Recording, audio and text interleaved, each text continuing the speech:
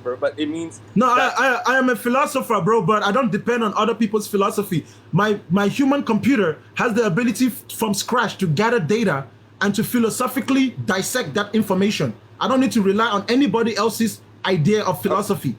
So Pascal's wager means that at the absolute best, for non-believers, their best situation is they were not going to believe in God and they're just going to be dead for eternity. At worst, they're going to be punished forever. For the believer, the worst outcome is he's going to be dead forever, and his best outcome is he'll be in paradise. So your best outcome is my worst. So that's why you would need to believe. It's because of Pascal's wager. Anyways, we can continue on if you want. Okay, you want me to give you my philosophical counter to that useless Pascal's wager? Yeah, it doesn't really matter, to be honest. It's just going to be your... Okay, good. Well, that's your opinion too. That's fine. It's their opinion that is my opinion. So you want to play the opinion thing? We just go back and forth with opinions. But it's your opinion that is my opinion. You want to do it?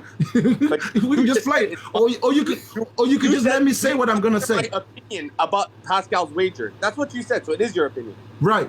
So check this out. Pascal's wager is only applicable if a human being defines himself using the fallible idea of belief and unbelief.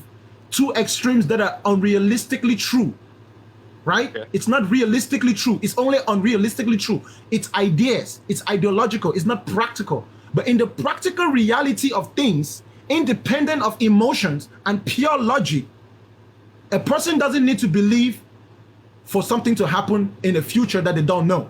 There is no amount of belief that you can have today that can change the outcome of what tomorrow will be. When tomorrow comes, that's when you will find out. The future cannot be determined based on belief. There's no need to know that there is a hellfire because no one has ever been there and back. It's just an idea. So free will. Huh? So you don't believe in free will?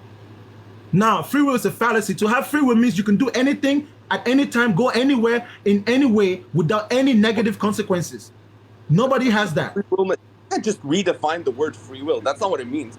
Brother, you free and will. A philosopher. You don't also become a linguist and decide what words mean and don't mean. That's not what So tell me, what is free will? Tell me, what is free will? Is that you are in charge of your own actions and the outcome are based on the actions that you have been taking. That's free choice. Yeah, free will, free choice, free will. Bro, again, free will, free choice. It's not the same thing. It's not the same thing. Free, what is the difference? Bro, free will is the combination of two words, free and will. When you combine the meanings of those two words, you form one word. Free will, the idea of freedom means that there is no limitation either by consequences or any impeding force that stops you from making that decision. And there's no force that is going to punish you for making that decision. That's free. And then a will is a desire. That's what a will is. What you want to happen. So desire? So free will means free desire, right? So you freely desire to be the president of the United States. But guess what? Yes, it is. What is a will, bro? A will is a testament. What's a will? Think about it, bro. A will is something you write, your testament, right? When a person dies, they write a will. A will is what you want to happen, but you don't have the power to make it happen. That's what a will is. A will is what you want. What do I want to happen? I write down my will. Nobody has free will. So the Oxford Dictionary describes free will as the power of action without constraints of necessity of faith. The ability to act on one's own discretion. So you are in charge of your own will. No, you're not. No, you're not. That is the Oxford. You're beefing with Oxford now. Yeah, no, Oxford is correct, but you are wrong because that definition of Oxford is not realistic. Bro, the definition of the Oxford definition is correct. Act at one's own discretion. Why are you beefing with Oxford at this point? No, I'm not beefing with Oxford. Oxford is correct. That's Oxford just defined what I just defined. So the ability to act with one's own discretion, right? Your own actions. So do you believe you are in charge of your own actions? No. Okay, so you contradict Oxford. No, bro. I am not in charge of my own actions because I don't have free will. So you don't so you don't believe you have free will. No, it's not that I don't believe I have free will. I don't have free will because my actions are affected by the government system that governs the land in which I live. My actions are affected by the opinions of my loved ones. My actions are affected. Every time I make a decision, I have to consider all these other discretions, So not can I just ask mine. you a question? You believe us humans don't have free will, right? Free will is impossible for humans to have. Yes. Humans So only have then- limited will. Would you agree then prisons are inherently immoral because the fact is nobody is to be blamed for their own actions? Like if I go kill somebody, Yes. I can't be No, you're blamed correct. because I don't have free will. You're correct. Prison is Oh. not necessarily as listen. Prison is not immoral so much as it's a phenomenon. It's an effect of a cause, right? This is what I tell people. I'm not gonna tell you not to rob a bank. I tell you that you can go rob a bank if you really want to. The only thing I will tell you is the consequences of robbing a bank. But I'm not gonna tell you if it's good or it's bad. Notice how You get to said make up don't your rob mind. a bank if you want to, but according to you, I can't even want to because I have no free will. I can't even decide if I'm gonna do No, it or not brother, because I'm brother. not in control of my own actions. You have a limited will, not a free will, right? Your will is limited, meaning that okay, so now the- you do the have guy- free will. not free will, limited will. Okay, so who decided that? How do you decide you have limited will but not a lot of Okay, fine. Let me put it for you this way. Every time you have to make a decision, you only have at least 70%, at most 70% of that decision that you make by yourself. At least a minimum of 30% of your decision will always be influenced by forces outside of you that you can't just do made nothing up to that change. number out of nowhere? You just made up a No, statistic out of listen, absolute nowhere. listen, you got that listen, bro.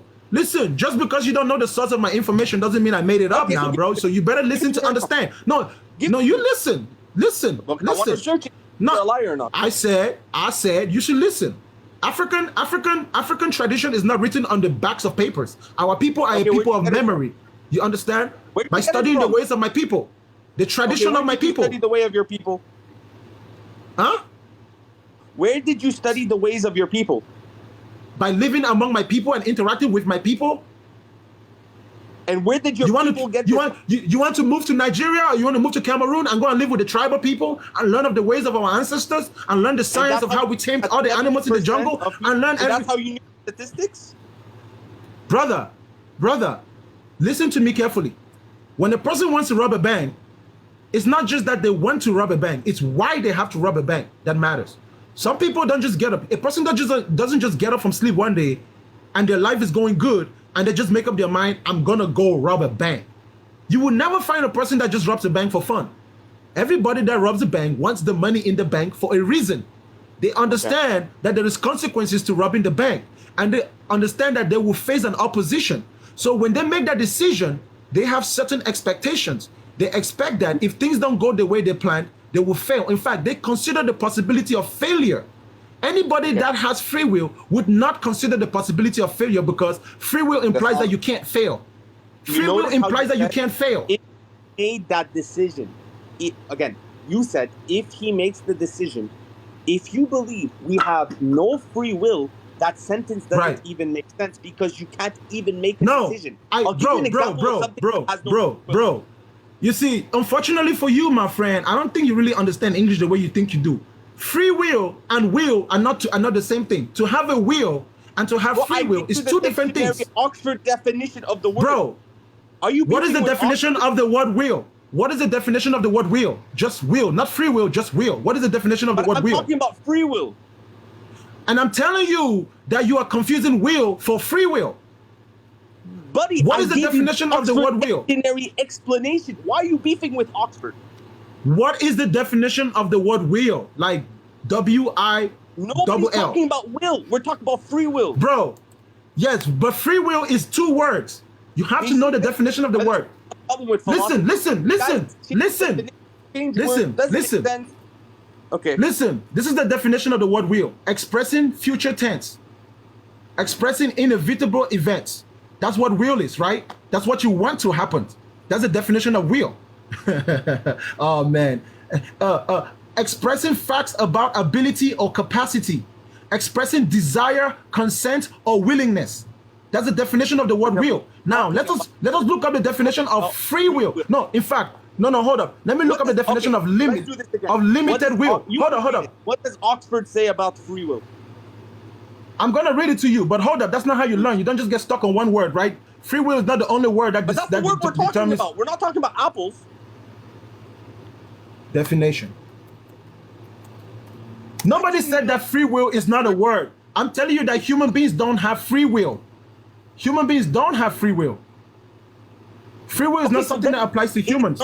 Okay, if we do not have free will, it is not our fault if we do anything inherently evil. It's not 100% our fault, but it is partially our fault. So we are only responsible in part. If we do not have free will. Okay, free will. Yes, okay. no, you see, there you go. Bro, check this out.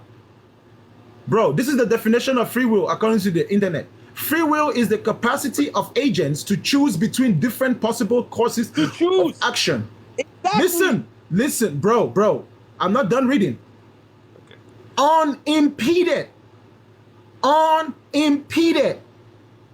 means nothing impedes your ability to choose. When you think of the consequences of your actions, that thought can impede your ability to choose. It makes you reconsider choosing. When a person wants to rob a bank, they are impeded by the thought that they could be caught. So they don't really have free will because now they make a decision based on the fact that they have to face opposition.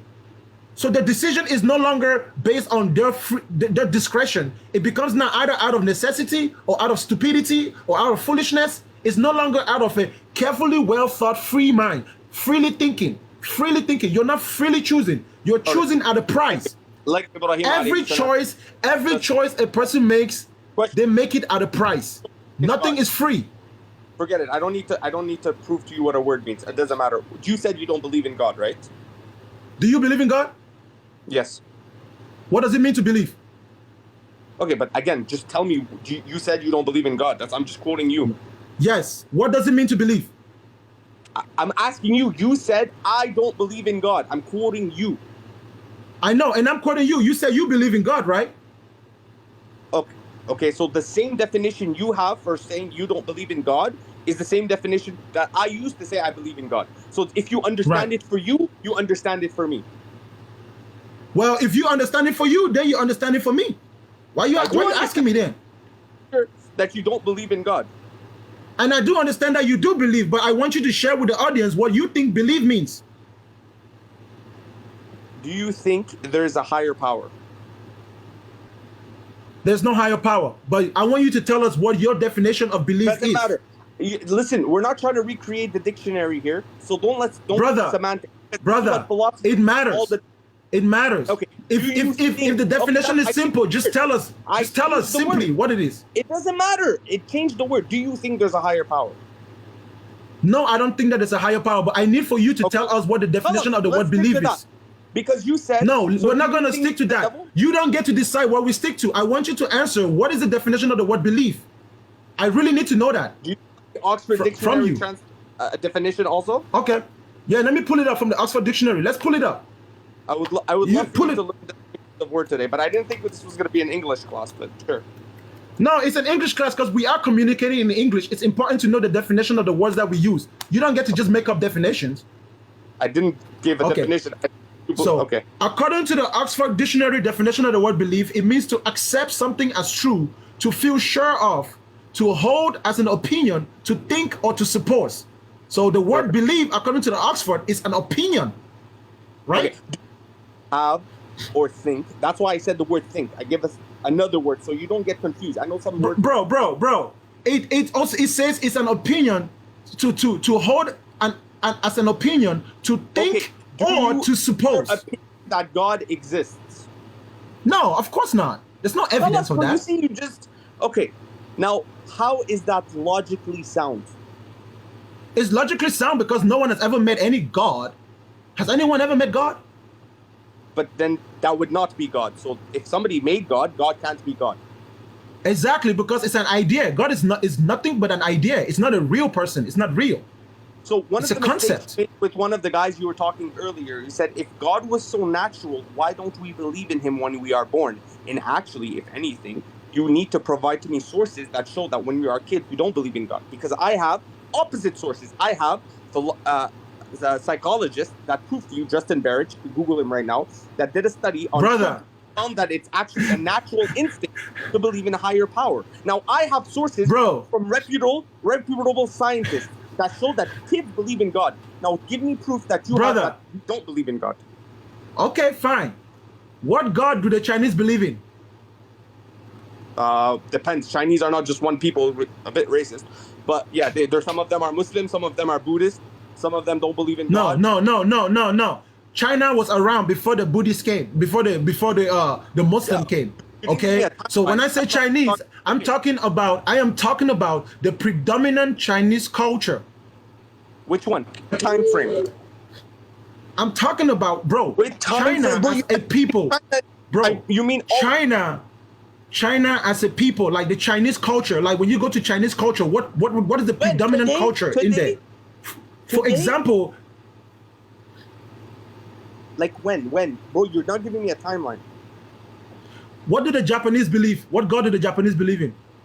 Again, some of them are Muslim, some of them are Christian, some of them are atheists, some of them believe in some of the Chinese religion, some of them are Buddhist, some of them are Hindu. Again, I don't get your point. Which God do Japanese people in Japanese culture believe in? I'm not talking about foreign religions that went to Japan. Japanese people, listen, bro, did Islam start in Japan? No, it didn't. Did Christianity start in Japan? No, it didn't. So if you find Christians or Muslims in Japan, those are converts. Those are not naturally Japanese people with Japanese culture. The Japanese culture developed independent of Islam. So you cannot use other religions. You have to look for the indigenous Japanese religion. I'm asking you, the indigenous Japanese people, what God do they believe in? Okay, so let's do this. You know why you're giving this argument? Because you're unable to prove scientifically that children don't have a natural instinct. Brother, answer my question, bro. Stop, don't insult me. Just answer my question. Bro, answer my question. What God do the Japanese believe in? What God do Africans, what God do native Africans believe in? Again, I was talking to native Africans 2 months ago. They're Muslims. That converted to Islam. Yes, they are Muslim converts. I'm not denying that. There are some Africans that have converted to Islam. But before Islam came to Africa, what God did Africans believe in? I believe a lot of them were still Muslims. Before Islam? Yes, because Islam didn't it's Muslims didn't exist only when Islam came. Bruh, with all due respect, you are telling me as an African person that my ancestors were Muslims before you brought your Prophet Muhammad?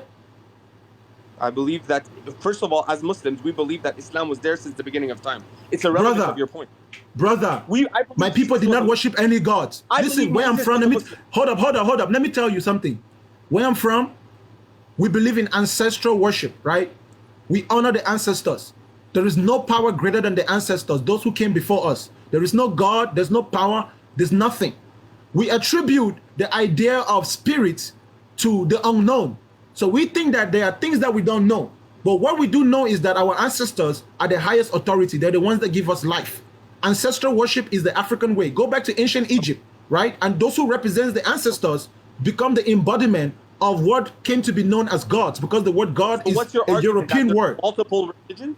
Who denied that? Yes. My argument to you is that multiple.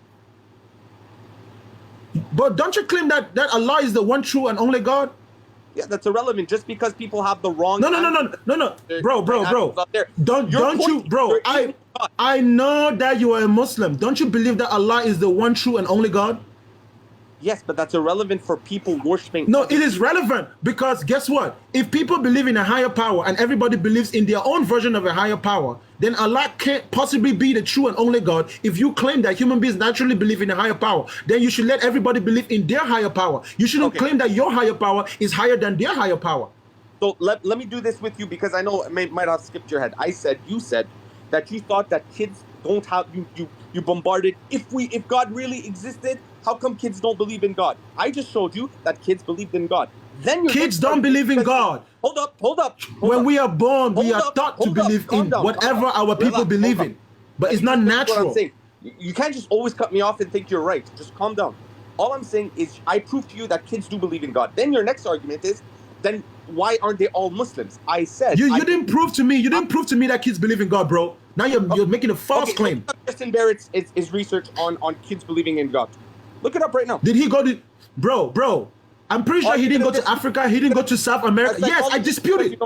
I dispute it. I dispute it. I don't trust those people. With what authority? With the authority of my human experience that differs from whatever claims they are making. What human experience do you have in human psychology, in experimental psychology? If no one told you that there was a God, you would never worship a God. You only believe in God because you were told so. Do you have in human philosophy, psychology? What is your degrees?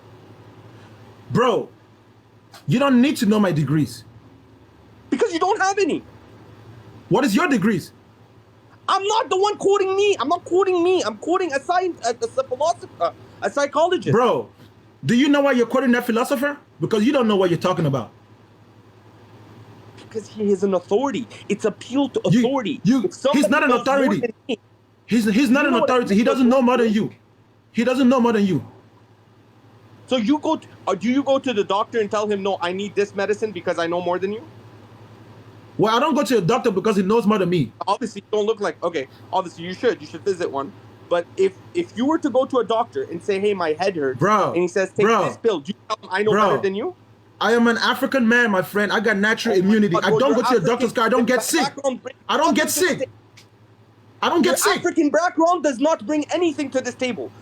Yes, it does. Explain to me. Yes, it does. When you go to a doctor. Are you telling me that African people and the African way of doing things is inferior to your Arab way of doing things? And obviously you got to resort to the race. Okay, let's do this again. If you went to go to the doctor, so when you're making it seem like race is invalid, right? Race matters, my friend. I said the race card right now brings nothing to the conversation. Yes, it does, because it gives us perspective. You have a bias, so do I. You have a bias. You have a bias, and so do I. We both have biases. What is the bias? Your bias is that you believe in Islam and you're an Arab. I am an African and I don't believe in the God of any colonizer.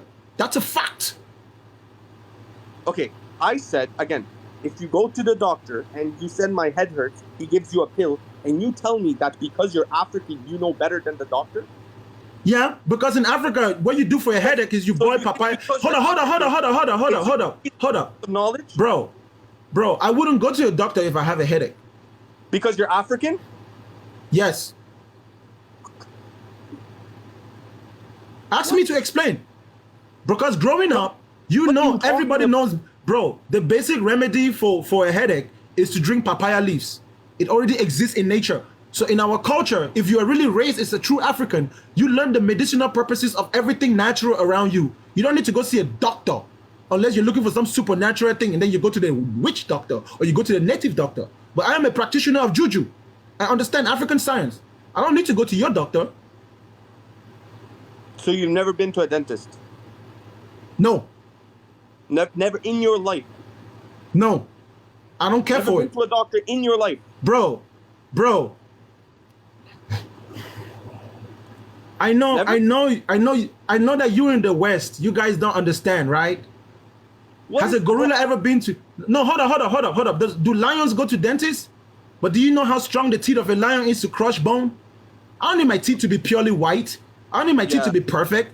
I simply need my teeth to be clean and basic hygiene to where when I talk to people, I don't make them uncomfortable. I simply need my mouth to be clean enough for I not to have pain. You understand? I brush my teeth with salt, charcoal, and toothpaste. It makes my teeth clean enough for me. Other than that, I don't really need to change my looks to satisfy anybody. So as far as the medicinal purposes of being a dentist, I don't need a dentist because I know enough knowledge to take care of my teeth independent of a dentist.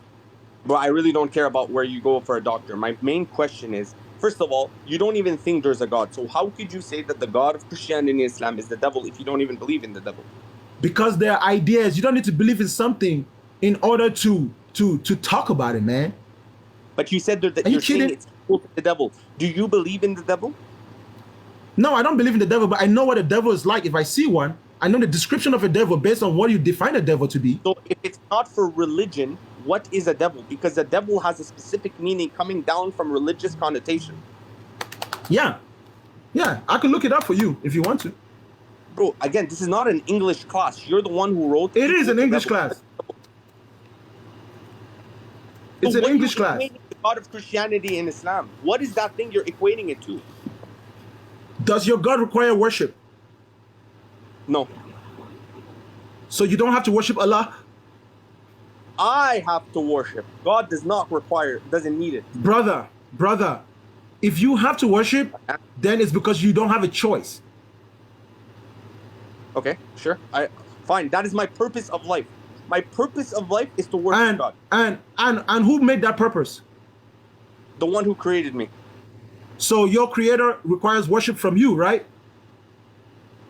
For me to fulfill my purpose, yes. That's the definition of a devil. Okay, perfect. So I'm a devil because I worship God. Now, could I ask you what is No, your not purpose? you. That God is. Okay, perfect. That is my purpose. But what is your purpose of life? I have no purpose for life. So you're as useless as a pen with no ink. What do you do with pen? As useful. Listen. What do you do with a pen with no ink? Listen. As What do you useless do? as a pen Time with out, no time ink. out. Listen, So, bro. a I am pen as with no useless. ink. Everything Bro, in this hold world on. has a purpose. Everything. No, just that's kidding. not true. Everything in this world has a purpose. These glasses No. have a purpose. What do you do with these glasses No. when they lose purpose? You throw them in the garbage. What do you do with a pen that loses its ink? You throw it in the Bro. garbage. What do you do with a pill Adele. that's not fluffy anymore? You throw it in the Adele. garbage. What do you do with Adele. a human with no purpose? Adele. You understand this thing that religious people speak, right? That's why you guys, your intelligence is, well, let me not go there. In order for you to have a purpose, or to find a purpose, or to define a purpose, you need an intelligent mind. Without an But intelligent you're mind to intelligent, but you compute, don't have a bro, hold up. In order for you to compute what a purpose is, you need an intelligent mind, and that intelligent mind would only define a purpose of a thing based on what needs the intelligent mind has from that thing. Like, for example, the purpose of a knife to one man is different from the purpose of a knife to another man. The purpose of a gun to a But the security knife guard still has is a different. purpose. Bro, But the relax. knife still has a purpose. Bro. You don't. What is, okay, so let me ask you a question. your What is the purpose?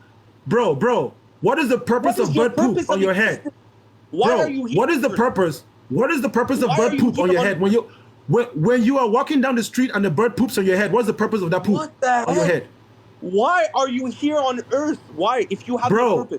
Bro, you ask me your question, I ask you my question. Please respectfully answer my question. When you are walking down the street and the bird poops on your head, what is the purpose of that bird poop on your head?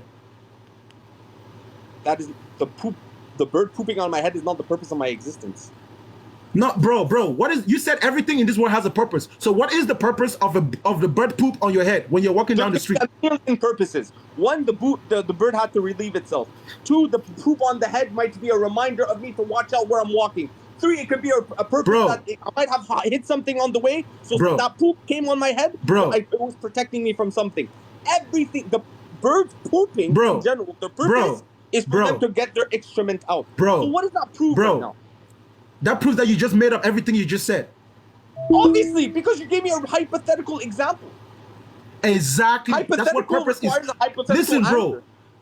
The idea of purpose is not a necessity to live life. Those who seek purpose are those who are trying to make meaning out of things, right? They're looking for something specific. So why are you bro, hold up. I'm alive because I am. Simply because I am. No, you are alive, but why? Simply because I am. Okay, I was born. I was born. Okay, why do you remain alive? Because it's a process. I mean, what choice do I have? You could remain not alive. Why will I do that? But that's exactly my question. Why are you not? Bro, in order for me to remain not alive, I will need a purpose to not be alive, right? So I have no purpose. I have no purpose to be alive, and I have no purpose to not be alive. So I just am. I'm experiencing. I'm just an experience. I'm a phenomenon. Why do you live? Because I can. So your purpose of life is because you could live? Bro, it's simple as that. I don't need to be happy. I don't need to be sad. If I'm happy, good. If I'm sad, good. If I'm suffering, good. If I'm not suffering, good. I don't pray for anything because I don't need anything. I'm complete. I'm complete in every way. Then you're just miserable. I mean, you can call it miserable. That's fine. I don't mind being miserable. Misery is not something that's beyond my ability to live with. So I'm not bothered by being miserable. Okay. Okay, so again, so we confirmed that I have a purpose of life, you don't, and I'm ridiculous because I do. Guess what? Your but purpose is your purpose of life to strap a bomb around you and go and do jihad? Was that your smartest argument? I'll give you another try. Try something else. Just say no. Just say no. You don't need to be smart about it. Just say yes or no. Try to sound smarter. Go ahead. Try something else. Just say yes or no, bro. No, it's not my purpose of life. Okay, good. Is your purpose of life to build mosques and convert people to Islam? Amongst other things, yes. Why do you feel the need to do that? Because I believe that's the best way. It gives them a purpose of life, unlike you. Is there a possibility that you could be wrong and that your purpose for life is really to be a Christian? No. Why not? Why is your purpose of life not to be a Christian? Because Christianity is not objectively right. I've studied the Bible. I went through the Bible. I went with the bro. It doesn't change the fact. It doesn't change. But Islam is objectively right. I believe so. Yes. You believe so, but you don't know so. What do you mean? Do you mean that I died and I saw God? No, do I mean that can you prove inherently in every way conceivable that Islam is better than Christianity and give us evidence of things that Islam has accomplished that proves that Islam is better than Christianity? Yes. Okay. Christians have more followers than Islam. Christians have more scientific progress than Islam. Christians have done more. Christians have done more in this world than Islam. Christians wield more power in this world than Islam. Okay, than Muslims. One more time. Your first point: Christians are more than Islam. That is definitely not true. Because Christians that is true. Okay, breathe. Christians amongst each other are different denominations, and so Catholics, are Muslims. Okay, I agree. Catholics are not like Protestants, are not like Jehovah's Witnesses, etc. You can't just smash them all up. They still believe in Christ. They still believe that Christ is God. They still believe that Christ is God. But that's all that matters for them. Other non-believers, they don't actually believe. That's fine. The same. So, which is the biggest denomination of Christianity? I don't really know. I think it's Catholicism. Okay, it is. Now, what is the biggest denomination of Islam? It's probably the Sunnis. We have more Sunni Muslims than we have Catholic Christians. So by first, it doesn't really matter. We're looking at the religions. We're looking at the religions as a whole. We're looking at the religion as a whole. There are 2.1 billion, 2-point-something billion Christians and 1-point-something billion Muslims. That's the facts. Yes, you do. Them all up together. Yes, you do. Why? They don't even believe. Adele. Do you think Protestant Catholics are going to? Adele. Anybody that believes that the Quran is the word of Allah and anyone that claims to be a Muslim is a Muslim. You, my friend, don't get to decide who is a Muslim. You're just one man and your word is just your word. You don't get to tell another Muslim what they are or who they are. Did you ever study any denomination of Christianity? I don't think you did. Because you don't understand that without Catholicism, you wouldn't have Christianity. Every Christian denomination is really the Catholic Church. The Catholic Church invented all the basic principles of Christianity, from a building to worship. Everything that Christians do, no matter what they call themselves, they're still Catholics. They just don't like to admit it, but that's really what they are. That's why Catholicism means what does the Catholic Church mean? The universal church. Guess what? The universal church has branches in every denomination. The Catholic Church is the one supreme church that rules over all these Christians. They were the first ones to compile the Bible. The Bible is the product of the Protestant. Ask any Protestant, they say that's not true. Bro, of course, because the Protestants are Christians that beef with the Catholics, but they have their origins out of the Catholic Church. Where did the Protestants come out of? From the Protestant Reformation. Where did they come from? Do you think they just invented a brand new religion? No. Or they just took out? Bro. When Martin Luther was did the Protestants just create a brand new religion? Did the Protestants create? When Martin Luther had finally access to the Bible, he said what the Catholic Church has been all along is not true. What the truth of the Bible is the following, and Martin Luther had a whole branch called Protestantism that also expanded in a bunch of other denominations. So that is the reality. If you could say that all the sources come from the Bible, but you can't say it comes from the Catholic Church. The only reason you think that is because the first couple of years, only people who had access to the Bible were the Catholic Church. You don't actually know Christian history. Adele, did the Protestants come out of the Catholic Church? No, they came off of the Bible. Wow. Bro, you know you really need to educate yourself. Listen, bro. You really need to do your due diligence when you're talking to someone that has a better expertise than you. Martin Luther King was a Catholic. Martin Luther King are two different people. You don't even know what you're talking about. Of course. Forgive my speech. And Martin Luther King are two different people. Bro, I'm a black man, and in our community, listen, bro, I'm a black man in our community. It's easy to confuse those. Martin Luther King and Martin Luther are two different people. I know that. That was a slip of the tongue. I apologize for that. I don't. Hold on. Say that. I don't. No, you don't. So by telling you that I'm a black man and we talk about Martin Luther King more than we talk about Martin Luther, so it's easy for me to have a slip of the tongue. You think I'm just lying? Okay. Again with the race card. Okay, go ahead, continue. What do you mean by a race card, bro? I live in America. My freedoms are thanks to the works of people like Martin Luther King, bro. You're telling me that that's invalid? Continue. Are you saying that it's invalid? Hasbiyallah ni'mal wakeel, bro. Continue on your point about Martin Luther. Okay, good. Go ahead. Martin Luther was a Catholic priest based out of Germany, Luxembourg, Germany. He wrote a bunch of theses and he put at the door of the church grievances against the Pope. He had gone to the Vatican and they had rejected him, so he went to Germany and he put up those grievances. Martin Luther was a Catholic from birth and he was a priest in the Catholic order of doing things. When he came out of the Catholic Church, he didn't change his religion. He stayed a Catholic, but he edited the Catholic, his version of Catholicism, and he called it Lutheranism. He removed some things that he didn't agree with, and he went on to create his own branch, like a franchise. That's all it is. Protestants are nothing but franchises of the Catholic Church. You have absolutely no clue of what you're talking about if you think that there is any Christian organization in this world that doesn't have the origins of its beliefs out of the Catholic Church. The Pope rules over them. That's why the Vatican is still the most powerful authority on earth. You understand? It's not because Catholics are in the majority. It's because all these priests, all these pastors, all these denominations, they bow before the Pope. The Pope is the Pontifex Maximus. You should know what you're talking about before you speak. The Vatican, bro. The Catholics don't, bro. The Catholics don't see those denominations as separate from them. They just see them as rebellious organization, and they have a goal and a plan to conquer them all. And they are using the might and the power. They are using the might and the power of the Catholic Church to bring them back. Have you ever heard of the economical movement? No.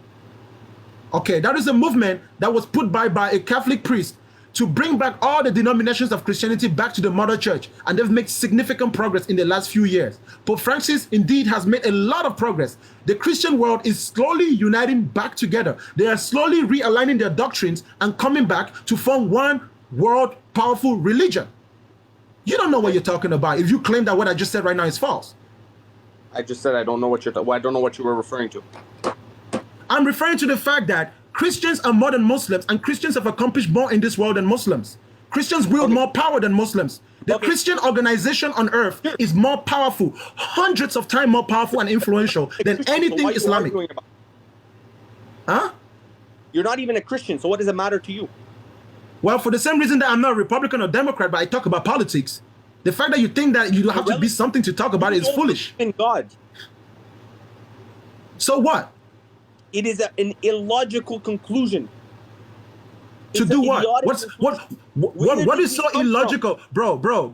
Okay, do you believe in aliens? Do you believe in aliens? There could be, yeah.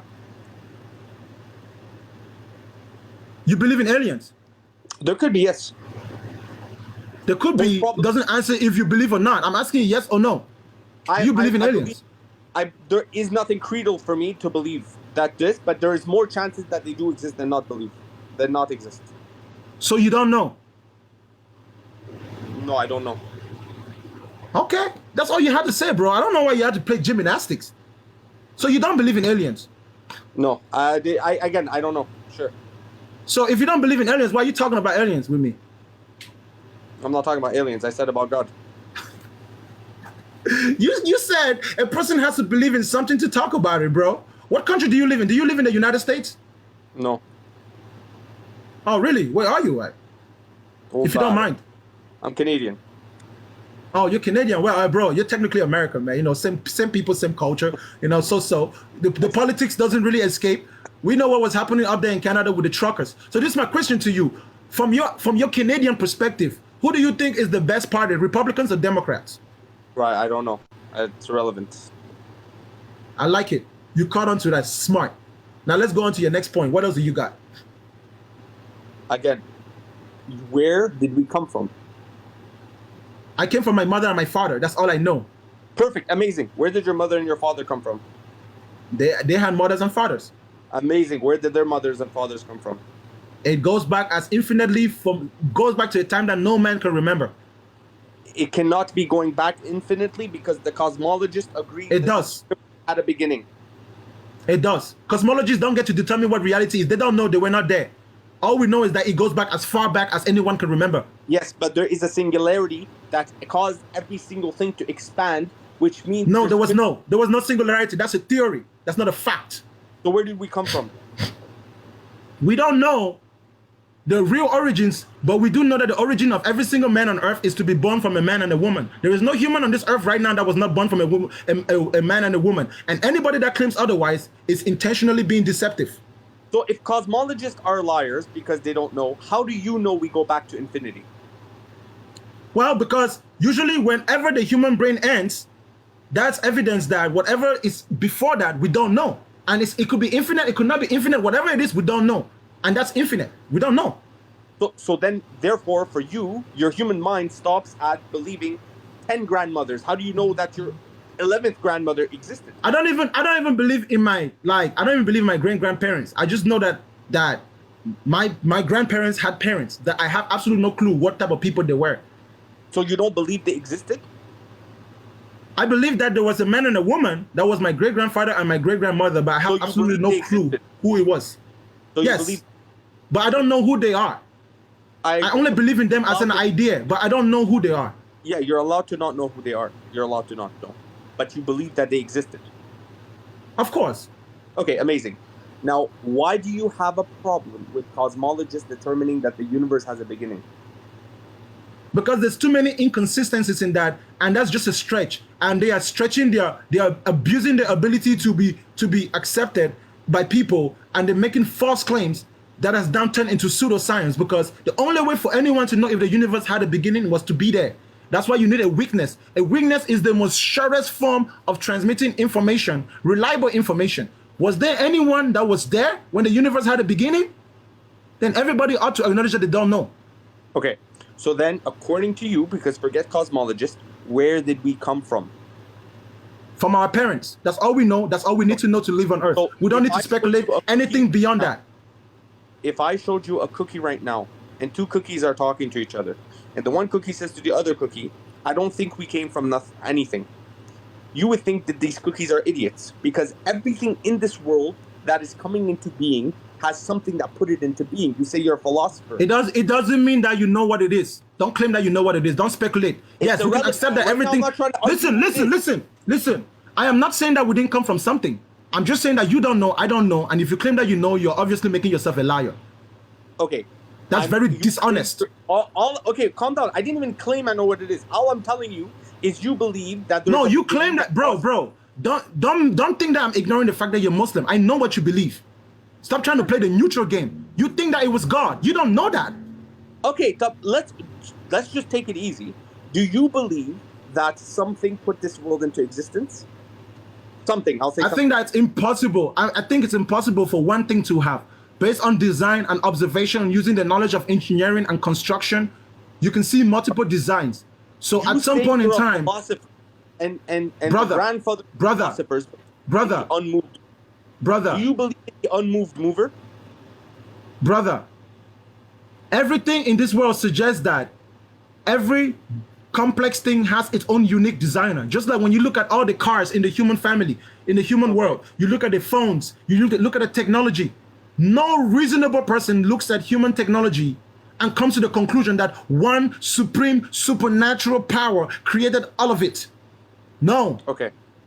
It was created by multiple different designers at different points in time, and most of these things are a result of innovation. So nothing really exists in its original state of creation. Everything has been innovated. The phone, the cars, the planes, even tools and weapons, everything is innovated over time. That's what we see with our world.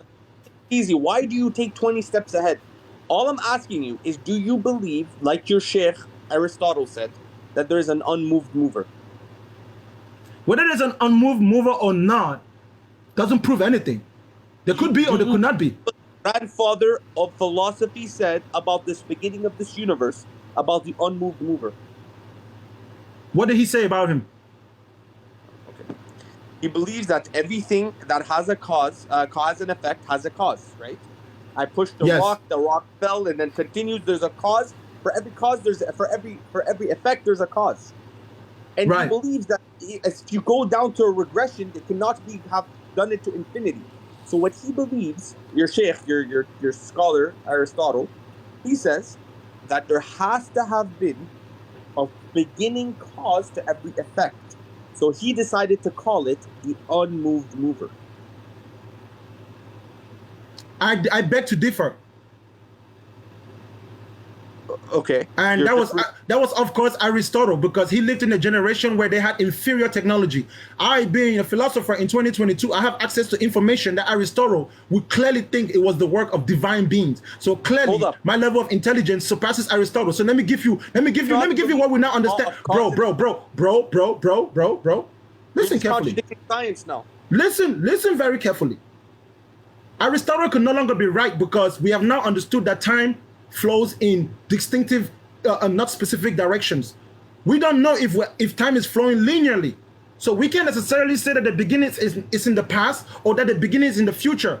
What we do know is that the way we human beings quantify time is in a linear way that appears to be going forward for us. But as far as time independent of human experience, it could be going in any direction. So what the future we are going to could really be the past.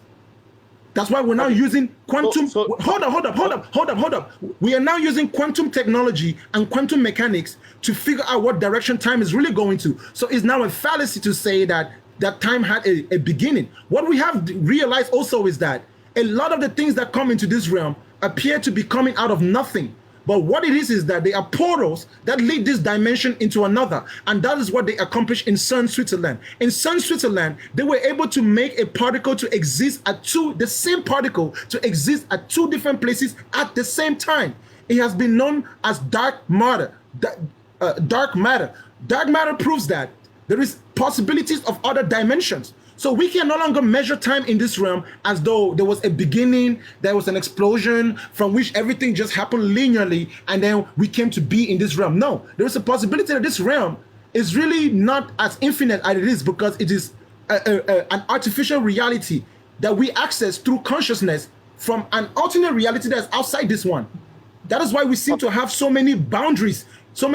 Naturally, we can't just go up to space. Naturally, we can't go into the water to breathe. We are born on dry land. We spend most of our lives on dry land, and then we depart this world on dry land. So scientists are exploring that possibility, and they have found evidence to suggest that we could no longer make false claims like, oh, we had a beginning, there was a big bang. No, all of that has been disintegrated by the research that has been done at CERN, Switzerland.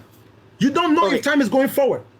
Okay, let me just unfortunately prove you absolutely wrong, because this goes against, again, the second law of thermodynamics.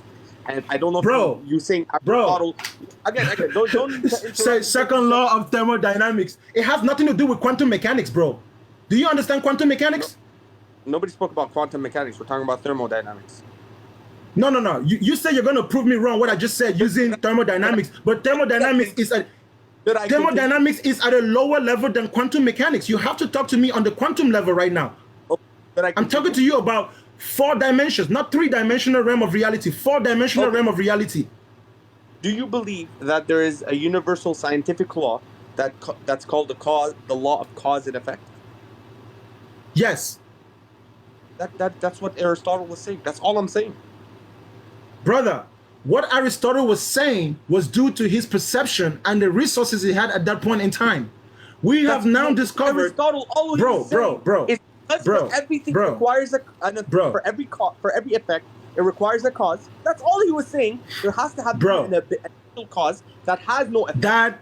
That doesn't invalidate what I'm saying, because if Aristotle is right that every effect has a cause, Look, that includes God. That includes God.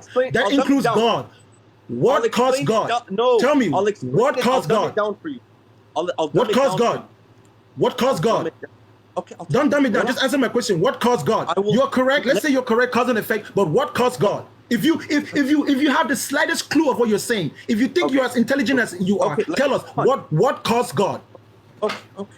Relax. All I'm saying is, if you see a bunch of dominoes falling, Aristotle, all he's saying is God is the one who pushed that first domino down. But even that one that pushed the domino has to come from somewhere. Where did he come from? One who pushes the domino because of the law of cause and effect. Where did the one that pushed the dominoes come from? That's exactly what Aristotle's saying. There has to have been one that was not pushed, and he is the cause of every pushing. Yes, but it doesn't mean that he doesn't have an origin. God is out of the space of creation and time. He does not get... You don't know that. That's an idea. That is purely ideological. That's not realistic. That's not true. That's a false statement. Want to religiously. Religiously, and that's why religion is toxic, because it disconnects human beings from reality. It makes them create false delusional realities to dwell in. No, don't do this. Okay, let me speak. I talked to you about science. Bro, you said everything has a cause and an effect. What is the cause of God? You don't want to tell me what the cause of God is, because you don't know. You don't like medicine. I talked to you about psychology. You don't like psychology. And then you say, I talked to you about purpose of living. You don't take the purpose. Bro, what do you base your information on? On your Africans? On the fact that you don't know who created God. I'm asking you one question. Tell me, who created God, bro? Ever referred to in this conversation? Who created God? Origin. Where do you come Who down created to God? Brother, pseudoscience is not science. When you say science, man, when you say science, I think that you really think that just because you're speaking and you quote all these little things, you think that you don't like psychology, and then you say Islam religion is toxic. Where do you come your conclusions from? Brother, I quoted to you Aristotle. You are full of pseudoscience. There is something called pseudoscience. Why are you quoting me Aristotle, bro? Why are you quoting to me Aristotle?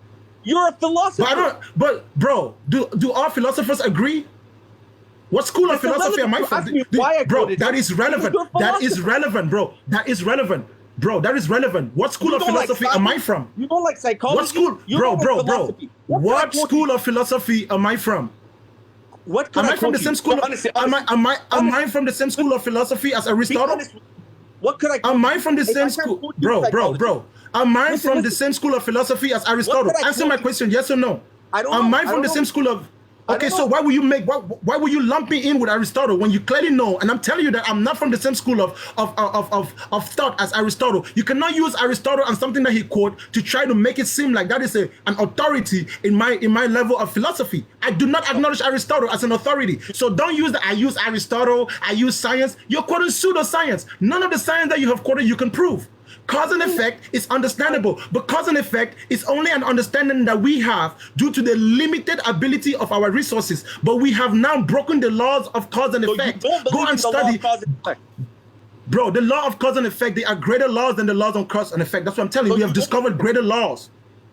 We have discovered greater law of cause and effect, bro. What greater law contradicts it? The law of multiple oh my God, I can't remember what it's called.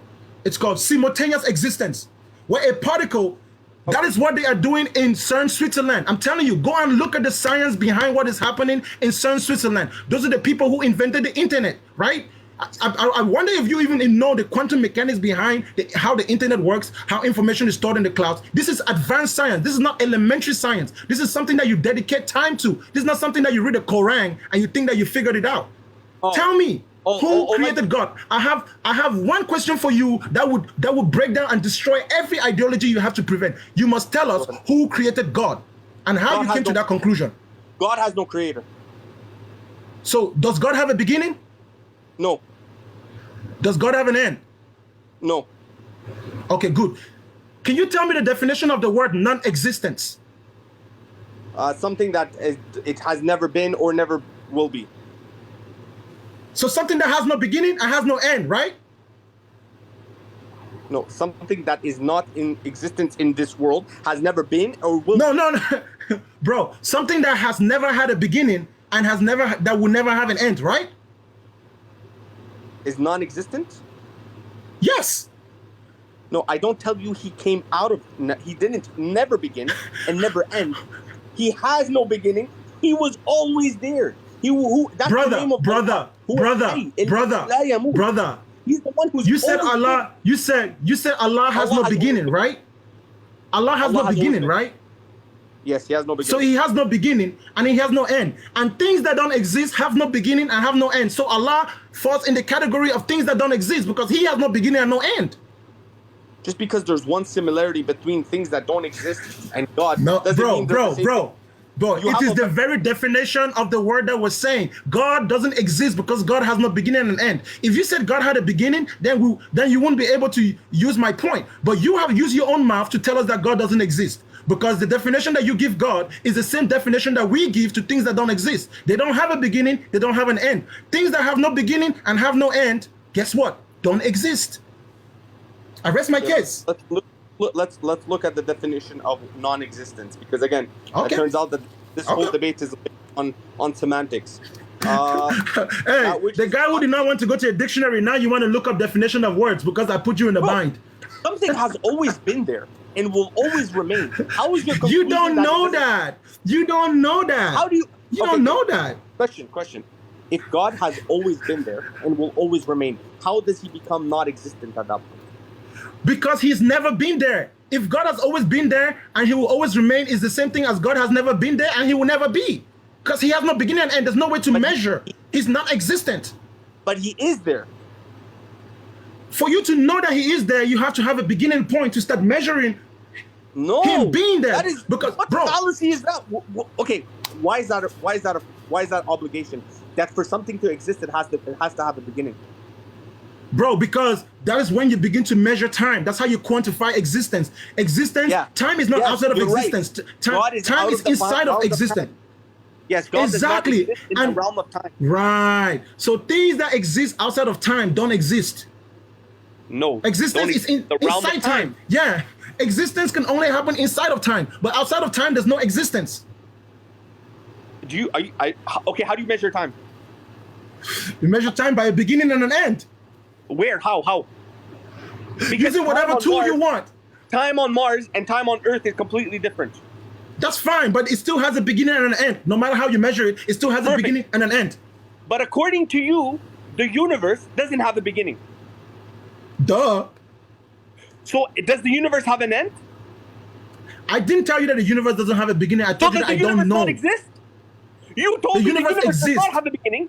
You told me the universe doesn't have an end. So according to you, the universe doesn't exist. Okay. You see, I like how you want to play the fallacy, right? Technically, you are right. The universe doesn't exist. The universe doesn't have a beginning, and the universe doesn't have an end. So the universe doesn't exist. You're correct. The universe doesn't exist. There's no such thing as the universe. First of all, there's no such thing as the universe. The idea of the universe is the same as the idea of God. Nobody has ever traveled around and measured the boundary of something called the universe, right? It's also a fallacy. You are correct. Yes, it doesn't exist. No, it doesn't. There's no such thing as a universe. Okay, Khalas. At this point, what's the point? If you don't even believe in the universe... When did you measure the universe to know that it exists, my friend? When did you measure it? How do you know it's a universe? How do you know that it's not a multiverse? How do you know that it's not a demiverse? What type of verse is it? It's not a universe. It doesn't have to be a universe. It could be any type of verse. The universe does not exist. You are correct. The universe doesn't exist because no one has ever measured it, right? No one knows where it begins and where it ends. It also fits under the category and definition of non-existence. It's just like God. It's an idea. It has no beginning and no end. Like God, bro. Your God has no beginning and your God has no end. That is evidence that he doesn't exist. Period. There's no argument beyond that. And so the same way like your universe, the same way like, does the planet have a beginning? Bro, I don't believe. Yeah, the planet clearly have a beginning. Duh. Where did it come from? I don't know. So why would you assume it has a beginning? Well, because scientists have apparently, which I cannot collaborate, so this is a speculation, they've observed new planets being formed. Oh, but what? Okay, so now you take the Big Bang Theory. Where does it come from? Not the Big Bang Theory. Not the So Big where Bang does it come Theory. from? Where does it come from? I don't know. I don't know. So it might have no beginning. No, it has to have a beginning because it's tangible. And we can see, we can interact with it. We can't see God and we can't interact with God. And we can't see the universe, we can't interact with the universe. Yes. The universe is tangible.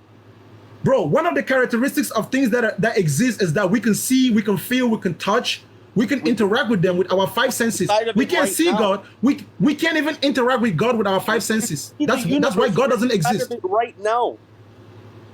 Huh? You could see the universe. You're in it right now. You don't see the universe. You see air, you see space around you. That's it. You don't see a universe. Universe implies everything that exists. You don't see everything that exists, my friend. Nobody's talking about everything that exists. I say, bro, that's what the universe is. That's what the universe is. The universe is everything that exists. Yes, you have to see the whole thing for it to be what it is. To know that it exists. So if, let's say, before camera, I said, hey, by the way, there's Africa exists, and you live in the U.S. You say, did you visit all of Africa? I say, no, I went to Kenya. I went to Tanzania. And you'd be like, oh, no, Africa doesn't exist because you only went to parts of it. I mean, if you tell me that Africa exists and you don't give me proof, why would I believe you? So because I didn't go to all of Africa, Africa doesn't exist. Duh. You're correct. You're just lying. Because you don't have proof. You're just guessing. Now, if your guess turns out to be true, then when we have evidence that there is Africa, then you were right. But until you have evidence, you don't know what you're talking about. But if you bring evidence, if you bring evidence, then we are willing to acknowledge that we are wrong. Bro, but if you are in the universe, how could the universe not exist? Because you don't know you are in the universe. When a bird is in an egg, it doesn't know it's in an egg. Bro, when a bird is in an egg, it doesn't know it's in an egg. We don't know. What are we in? We don't really know. That's why we're doing research, bro. That's why we're doing research. We're trying to find out. What's in the universe? Bro, that is the speculation, but we still haven't found out. Have we stopped doing research?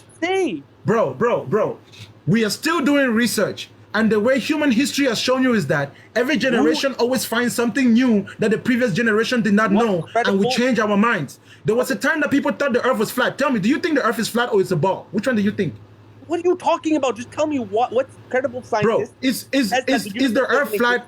Is the earth flat or is the earth a ball? Give me one credible scientist that says the universe does not exist. Brother, is the earth flat or is the earth a ball? One single one. Is the earth flat or is the earth a ball? The universe is an idea. I'm telling you, the universe is not a proven fact. It's an idea. The universe does not exist. All of them. They'll even tell you that gravity doesn't exist.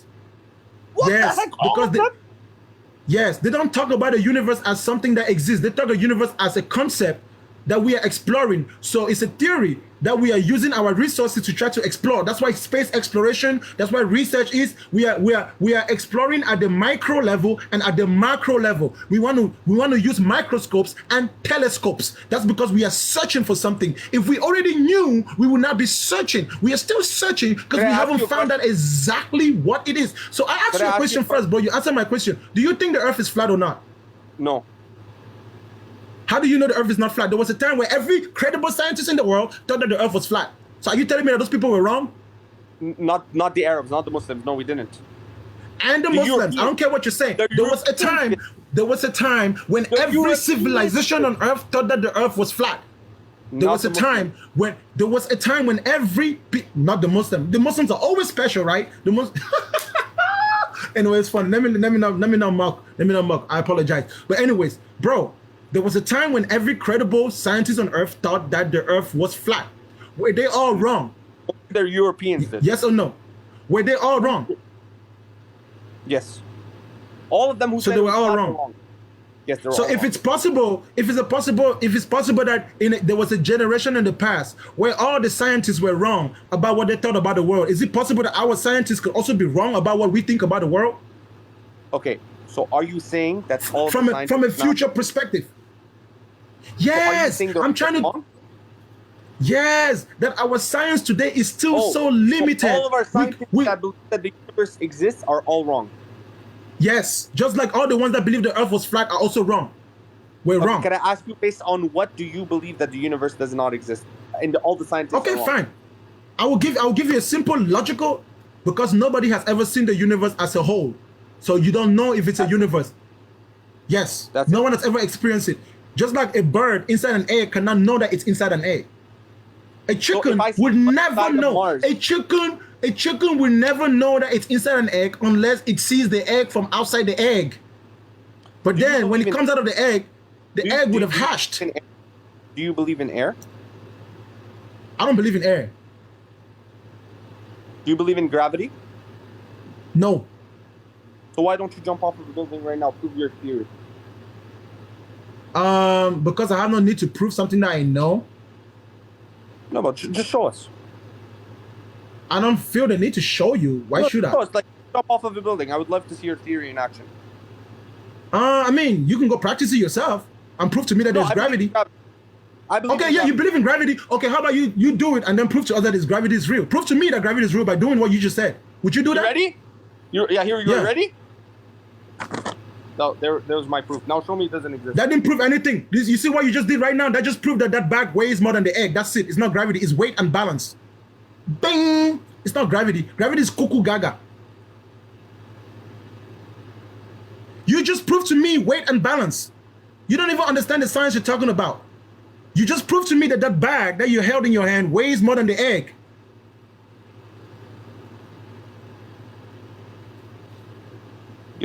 You're serious? Brother, you just proved to me. Tell me if I'm wrong. Does that bag that you held in your hand, does it weigh more than the air? Yes. Duh, that's all you proved. Okay. So now prove to me that gravity does not exist. That's all I'm asking you. Show me gravity. Can you see gravity?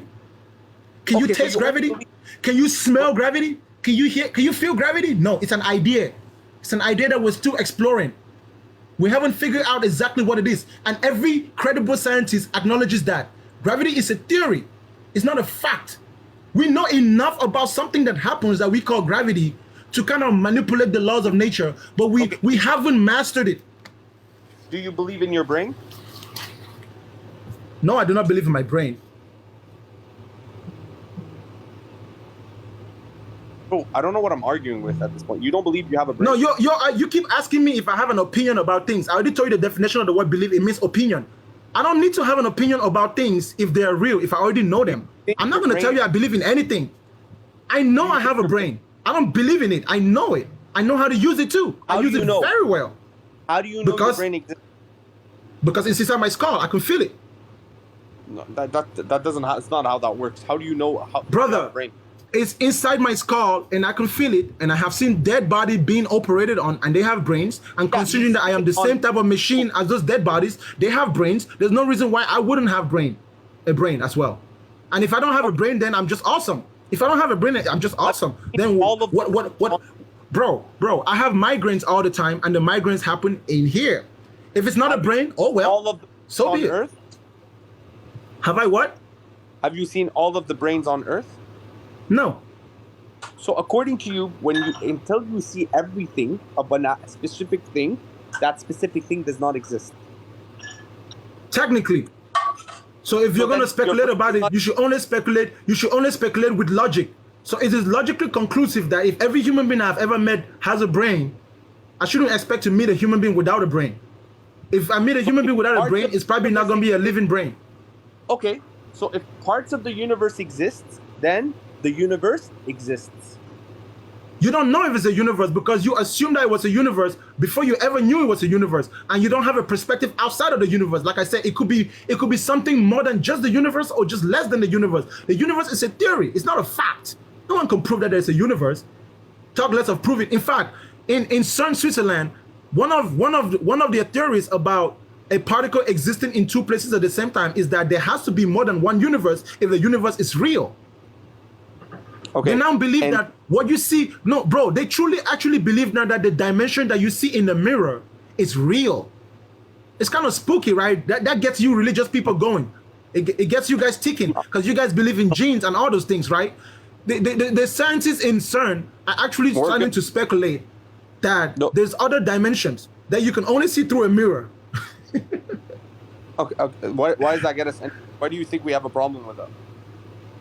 I'm not saying you have a problem. I say it will probably get you spooky because you guys like to talk about supernatural and imaginary things.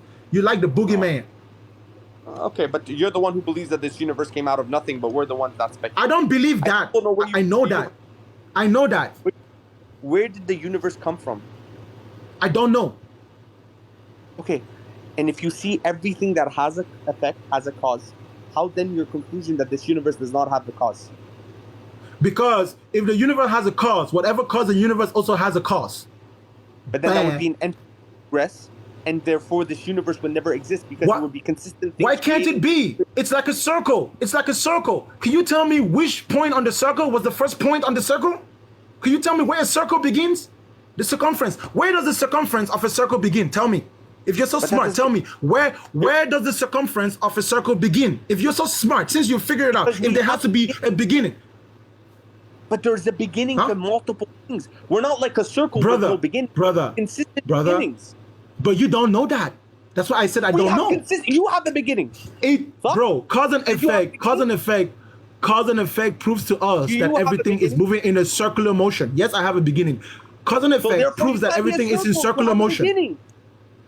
Everything exists in circular motion. Time exists in circular motion because if everything has a cause, even God has a cause, and it goes back all around. It goes back in circle. It just keeps going back and forth. Everything has a cause. It's like a domino. Every domino pushes another one.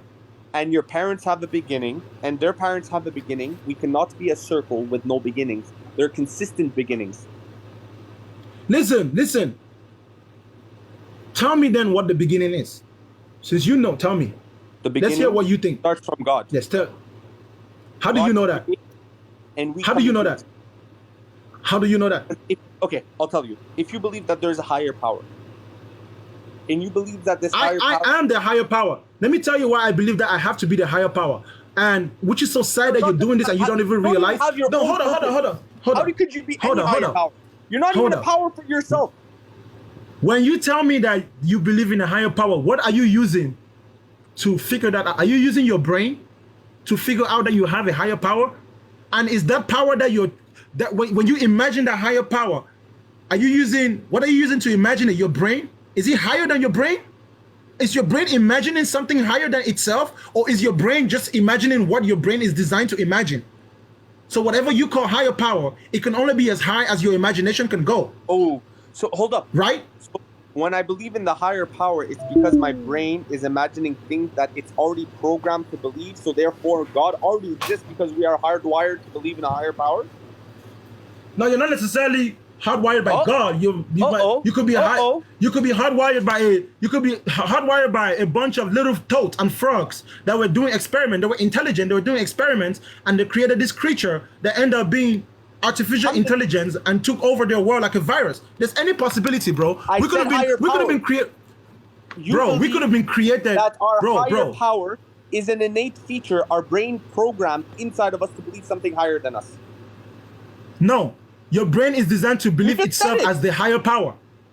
That's what I'm telling you. I just told you that whatever your brain is calling a higher power, it's talking about itself because you don't have the physical ability to imagine a God that is greater than your brain capacity.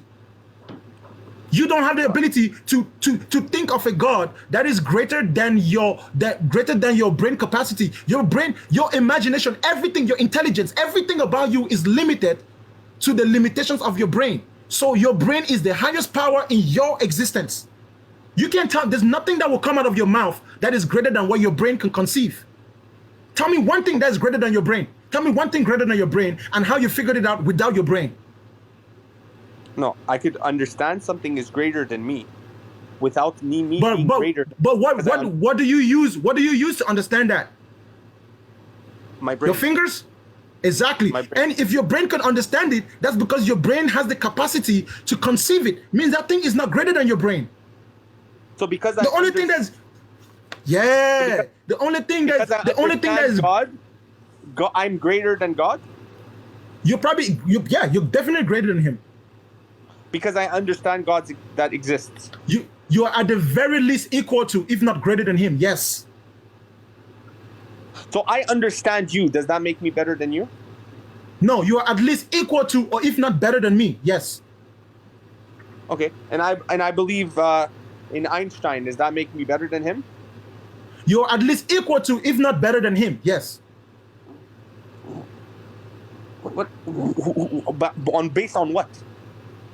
You cannot, something that is inferior, you cannot fill a glass any more than its capacity. Like, hold up, bro. A glass cannot understand how vast the ocean is. The only thing that can understand how vast the ocean is something that can quantify that ocean, that can measure it. Okay. Your brain cannot understand something it cannot measure. As greater. What do you define as greater? Something that is beyond your understanding. Okay, God is beyond. If it's not, well, if God is beyond your understanding, you will not be talking about God. You won't call it God. The fact that you know what is called proves that it's within your understanding. Are you a programmer? I do program, yeah. Okay, are you a rocket scientist? I understand rocket science. I'm an never mind. I'm not going to tell you what I do for a living, but yes, I understand. I'm a rocket scientist. Okay. You can use that. That's fine. Okay. Are you whatever? Are you a cook? I don't know at this point. I'm just going around. Yes. Jobs. Yes, okay. I am a cook. Very skilled one at it. I am a mechanic, indeed. Very skilled at it too. This guy's freaking. Okay. Are you a nuclear engineer? I'm an engineer, but not. I don't specialize in nuclear science, but I do understand nuclear science. It's part of my studies.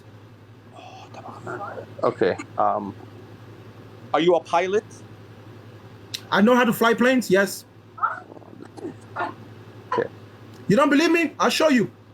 No, I'm good, right? Okay. Are you? No, watch. Fine. It's fine because I don't care too much. Like, okay. Oh my God! I guess now he's gonna show me. That's me right there. That's my job. Just in case you're wondering. You look like the guy who puts the bags inside. Really? Okay, sure. If you want to think that, I mean, if that's not convincing enough for you, then you can trick all you want. that's what people say when they. Let me take this shit up before I get in trouble. An astronaut. Huh? Are you an astronaut? I aspire to be. Okay, not yet, but I understand. I understand the space program. Yes, I've worked for NASA in the past, but not as an astronaut, as an engineer. Oh, what's another job? Okay, I can show you proof. Everything I'm telling you in my mouth, I can show you proof. Okay. I am an engineer. Okay. What's Zainab? Okay, are you a real estate agent? No. Okay, alhamdulillah. Perfect. Do you know the dynamics of what it requires to be a real estate agent? Like all the intricacies to be, so you understand everything that requires. Are you a doctor? Yes. No. You're a doctor? You're not a doctor? No. No, I'm not. Because could you do a brain surgery if I asked you? No. Okay, so just because you know brain surgery exists does not mean you know everything about it. Unless I decide to become a brain surgeon and I could stop everything in my life right now and go and get a degree in medicine and learn how to be a surgeon. It's not beyond my ability. Sure. I can be it if I want to. It's not a higher power than me because it's only out of choice that I'm not a brain surgeon. But if I chose to be it, I can be it. But right now, just because you because you know it exists, doesn't mean you know everything about. Just because I know God exists, does not. My brother is a. There are so many aspects of God I don't know. My younger brother is a neurosurgeon. Okay, bro. Cool. Like again, that's fine. All I'm trying to make you understand is one thing. Just because I know God exists doesn't mean I know everything about God. You can't know that God exists unless you know who and what God is before you can quantify him enough to claim that he exists, right? If I know and you're using your brain to know it. Yes. The reason why I know that brain surgery exists is because I could be a brain surgeon if I wanted to. Brain surgery is not beyond my ability to master.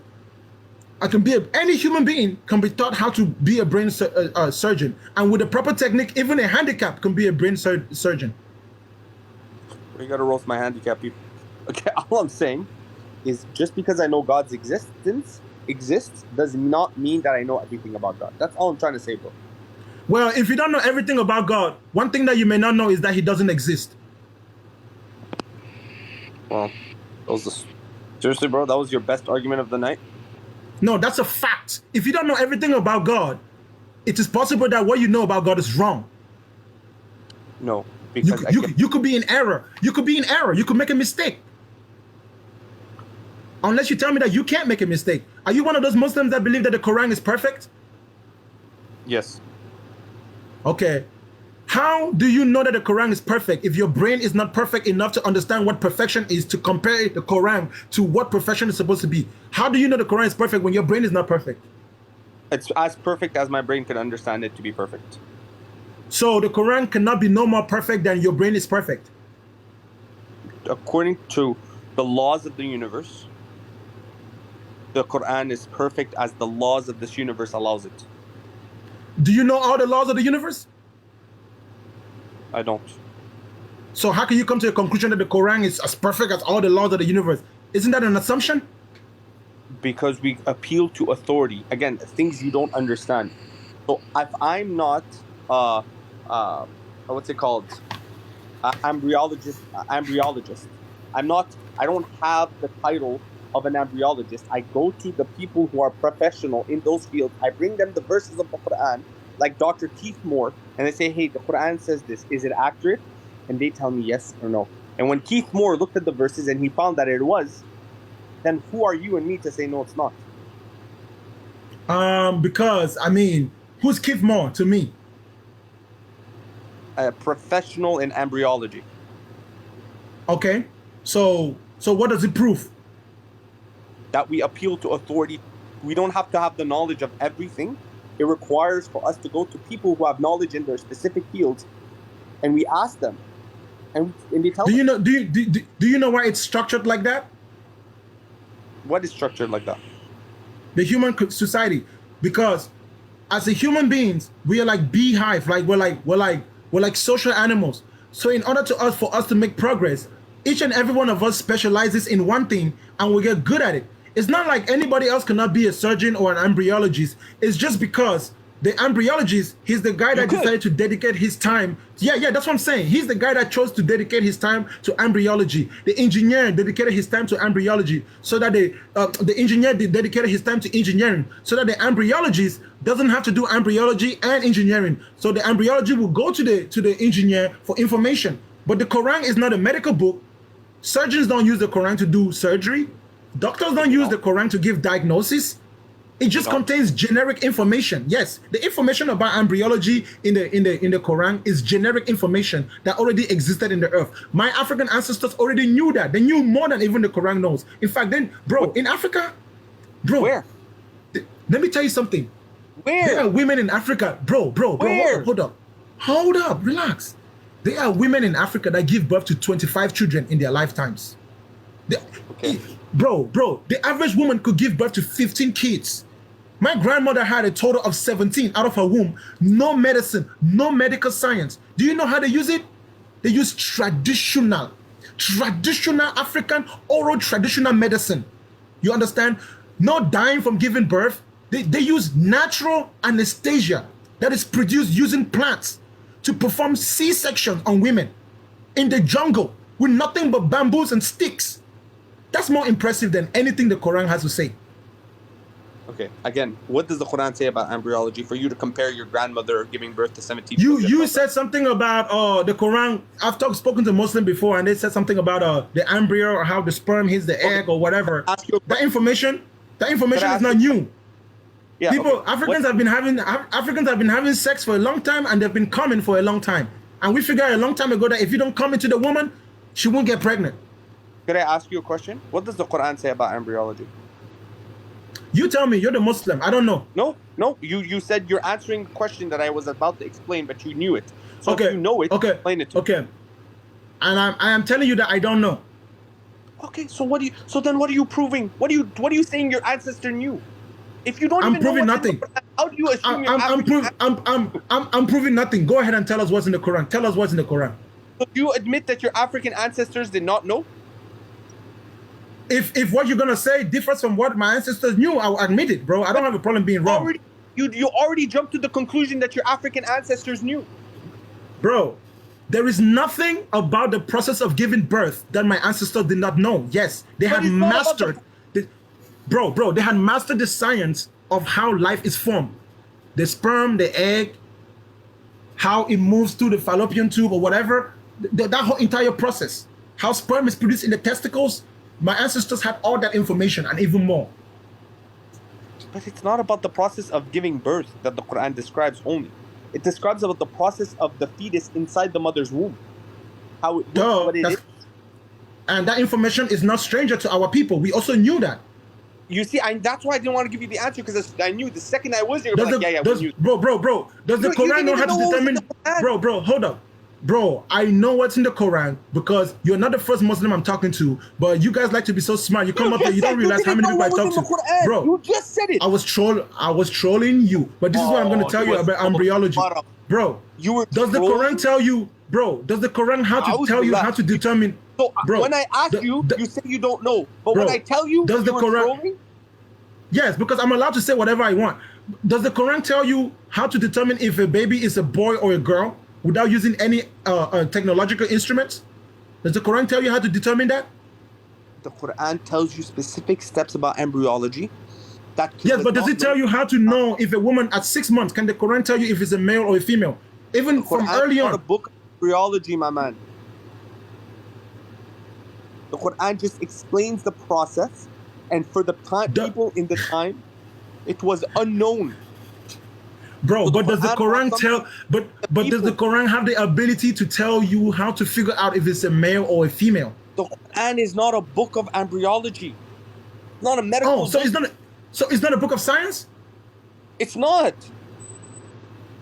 But a few minutes ago, you told me that the Quran was a book of science. No, that was the second guy you spoke to, and I corrected him in your comment section.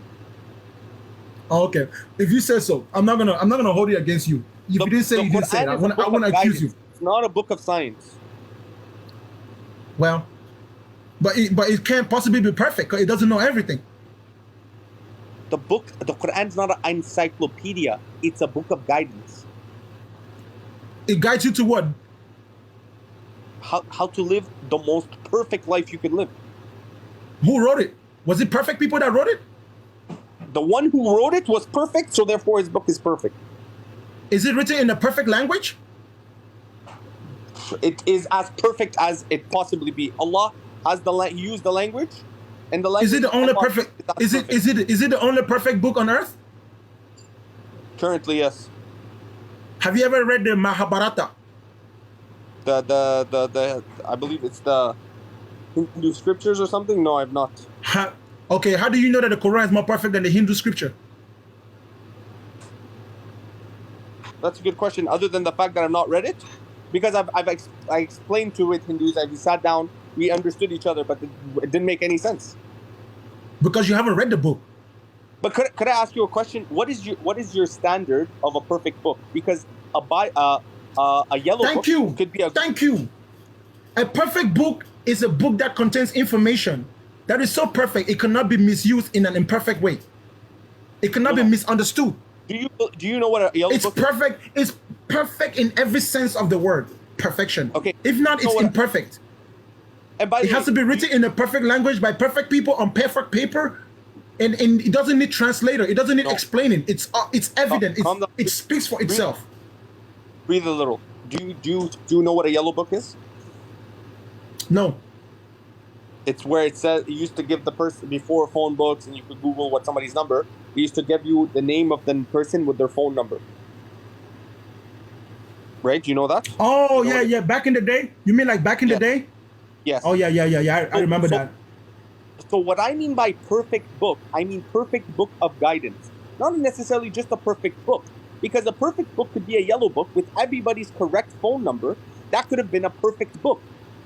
Look, bro. You know what's funny? I did ask you if you know any other book on earth, if the Quran is the most perfect book on earth, but now you just proved to my point that technically there is a definition of perfection by which the Quran is not the only perfect book, because a yellow book can also be a perfect book. A dictionary can be a perfect book, right? Yes, but not a perfect book of guidance. That's all. That's why I said, what is your definition of perfect book? But a dictionary guides you on how to speak a language. Sure, I'm talking about guidance on the way to live your life. Right. Right. And I don't need, I believe bro, check this that out. the Check this out. only book that as shows an you African, the perfection of this universe is the Quran. as an African, I don't need that. What do you mean as an African? As an What makes African, you- I don't need to read from the Quran to live a perfect life on earth. But you don't. That's even written in have a Arabic. purpose. You don't even have a purpose of life. Bro, because life doesn't need purpose, bro. What is the purpose of death? To start your judgment. What's the purpose of judgment? To charge you for your actions. Why is the purpose of charging you for your actions? So no people could do injustice on this earth. What's the purpose of people doing injustice on the earth? Or stopping people from doing injustice on the earth? Desires, and because they don't fulfill their purpose. So why are you punishing people in the afterlife for something they did on earth if it doesn't benefit the people on earth? It will benefit the people on earth because we're all going to be in the afterlife together. How do you know that? Because you're asking me based on my holy book. I'm answering you based on my holy book. Is it possible that your holy book is lying to you and there is no afterlife? Based on the other evidences that speaks about it, when something is truthful consistently, it won't lie about something so precious like the world of the unseen. How does someone know if there's an afterlife without being there? That requires faith. No. How do you know? I'm not asking you how do you believe or how do you think. How do you know as a matter of fact that a place exists if you've never been there? In the Quran, there are things Or met someone who's been there. I'll even give you that. Have you ever met someone that's been to hell? In the Quran, there are two things. There are things that are observable that we could actually test to see if the Quran is true or not. And then there are things that are you can't test it. That is what we call the world of the So let me ask you, so you're telling me if there are 90... So hold on, bro. You're telling me that if there are 99 truths, if there are 99 truths in the Quran and one lie, you would just go ahead and believe the lie because there's 99 truths? The lie is no longer a lie because there are 99 truths? You're assuming it's a lie, but when somebody does... Brother, I'm not assuming. You can prove that it's a lie. That's why I'm asking you. If a book has 99% of the truth and there's 1% of a lie in it, does that 99% of truth change the 1% lie? Does it make it true? Because I cannot observe the afterlife, it does not make it not true. Yes, it does, because the only way to go to the afterlife is to die. It's a huge risk to just believe based on faith. It's such a huge risk. Why would I? And it's not even something that is natural, right? You don't learn about the afterlife naturally. It's not genetic. Somebody has to tell you about it. If nobody told you that there was an afterlife, you wouldn't assume that there's an afterlife. You just live this life and enjoy it. And what do you mean by afterlife? When the definition of life means what do you mean by afterlife? Huh? Psychology-wise, the belief in the afterlife, the belief that something is going to happen after you die is a universal truth. And a universal lie. No, it's a universal lie. It's a universal assumption. Let me put it that way. It's a universal assumption. No one can prove it. The only way to know is to die, go there, bring proof, and prove it to us. You know what a universal truth is? A universal truth is something that is universally verifiable and experienceable by different entities. So it's not a universal opinion. A universal truth and a universal opinion is two different things. Allah, bro, I just don't know if you're sincere in what you're doing. I'm very serious right now. Do you argue just to argue? It's not that I argue just to argue. It's just that I argue to prove to you that there is a different narrative. Listen. There's a different narrative to this world. No, listen. There's a different narrative to interpreting what's happening in this world. And religious people no longer have monopoly over the interpretation of our reality. In fact, religious people are holding us back and impeding us from progress. Religious ideas are outdated. You can no longer look at reality from the perspective of religion and faith. Science. You reject science. Huh? I don't reject science. But I told you I'm an engineer.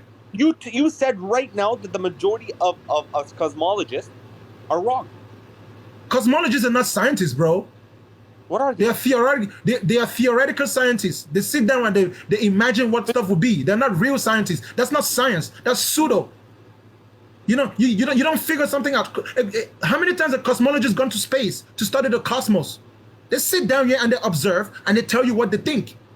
Okay. Using their logic. And what about when I quote you psychologist? Like which one?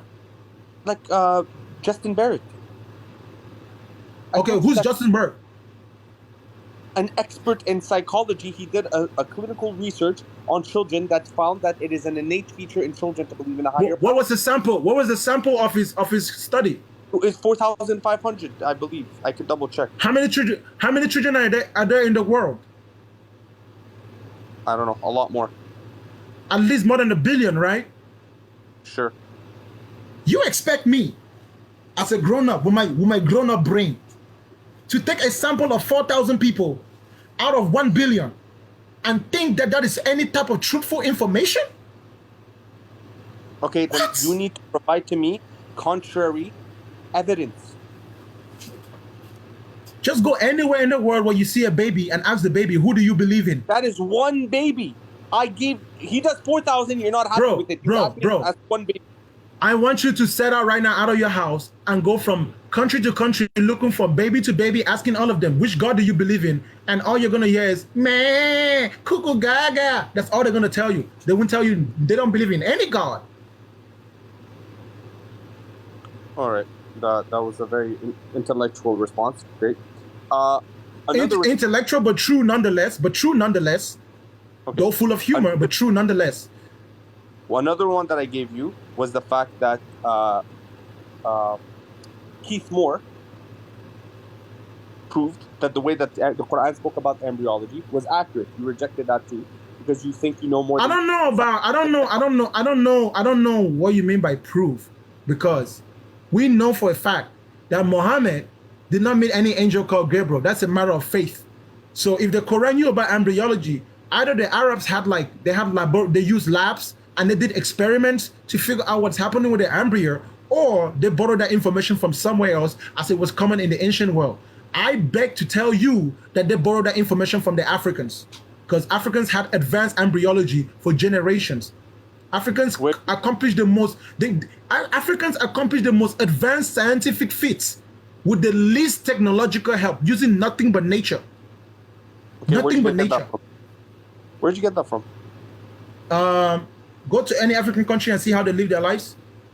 I've been to multiple African countries. So which one you mean specifically? Anyone. Which one? Anyone. Ask them how their ancestors used to give birth to babies. No, that doesn't count. Those are Arabs. Those are colonizers. But they're Africans. They are new generation Africans, but they're not indigenous Africans. Yes. They're like to Africa the way they are to Africa like white people are to America. Okay, what about Somalis? Somalis are also not indigenous to the continent. They are the original inhabitants of Arabia. Somalis are indigenous to their land, bro.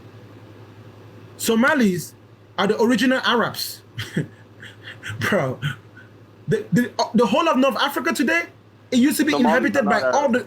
Bro, the people that you see in South Africa and the people you see in West Africa, those are the people that used to live in the Sahara Desert and up north. Yemenis are original Arabs. Yemenis are original Arabs, not Somalis. I don't know where the heck you learned. Just go to any predominantly black country, right? Let me give you an easy West African. Oh, you said African. I came to a bunch of African countries. You don't like them. Which African country are you talking about? No, considering that you're a Muslim, you're only talking about the African countries where the colonizing Muslims went uncolonized.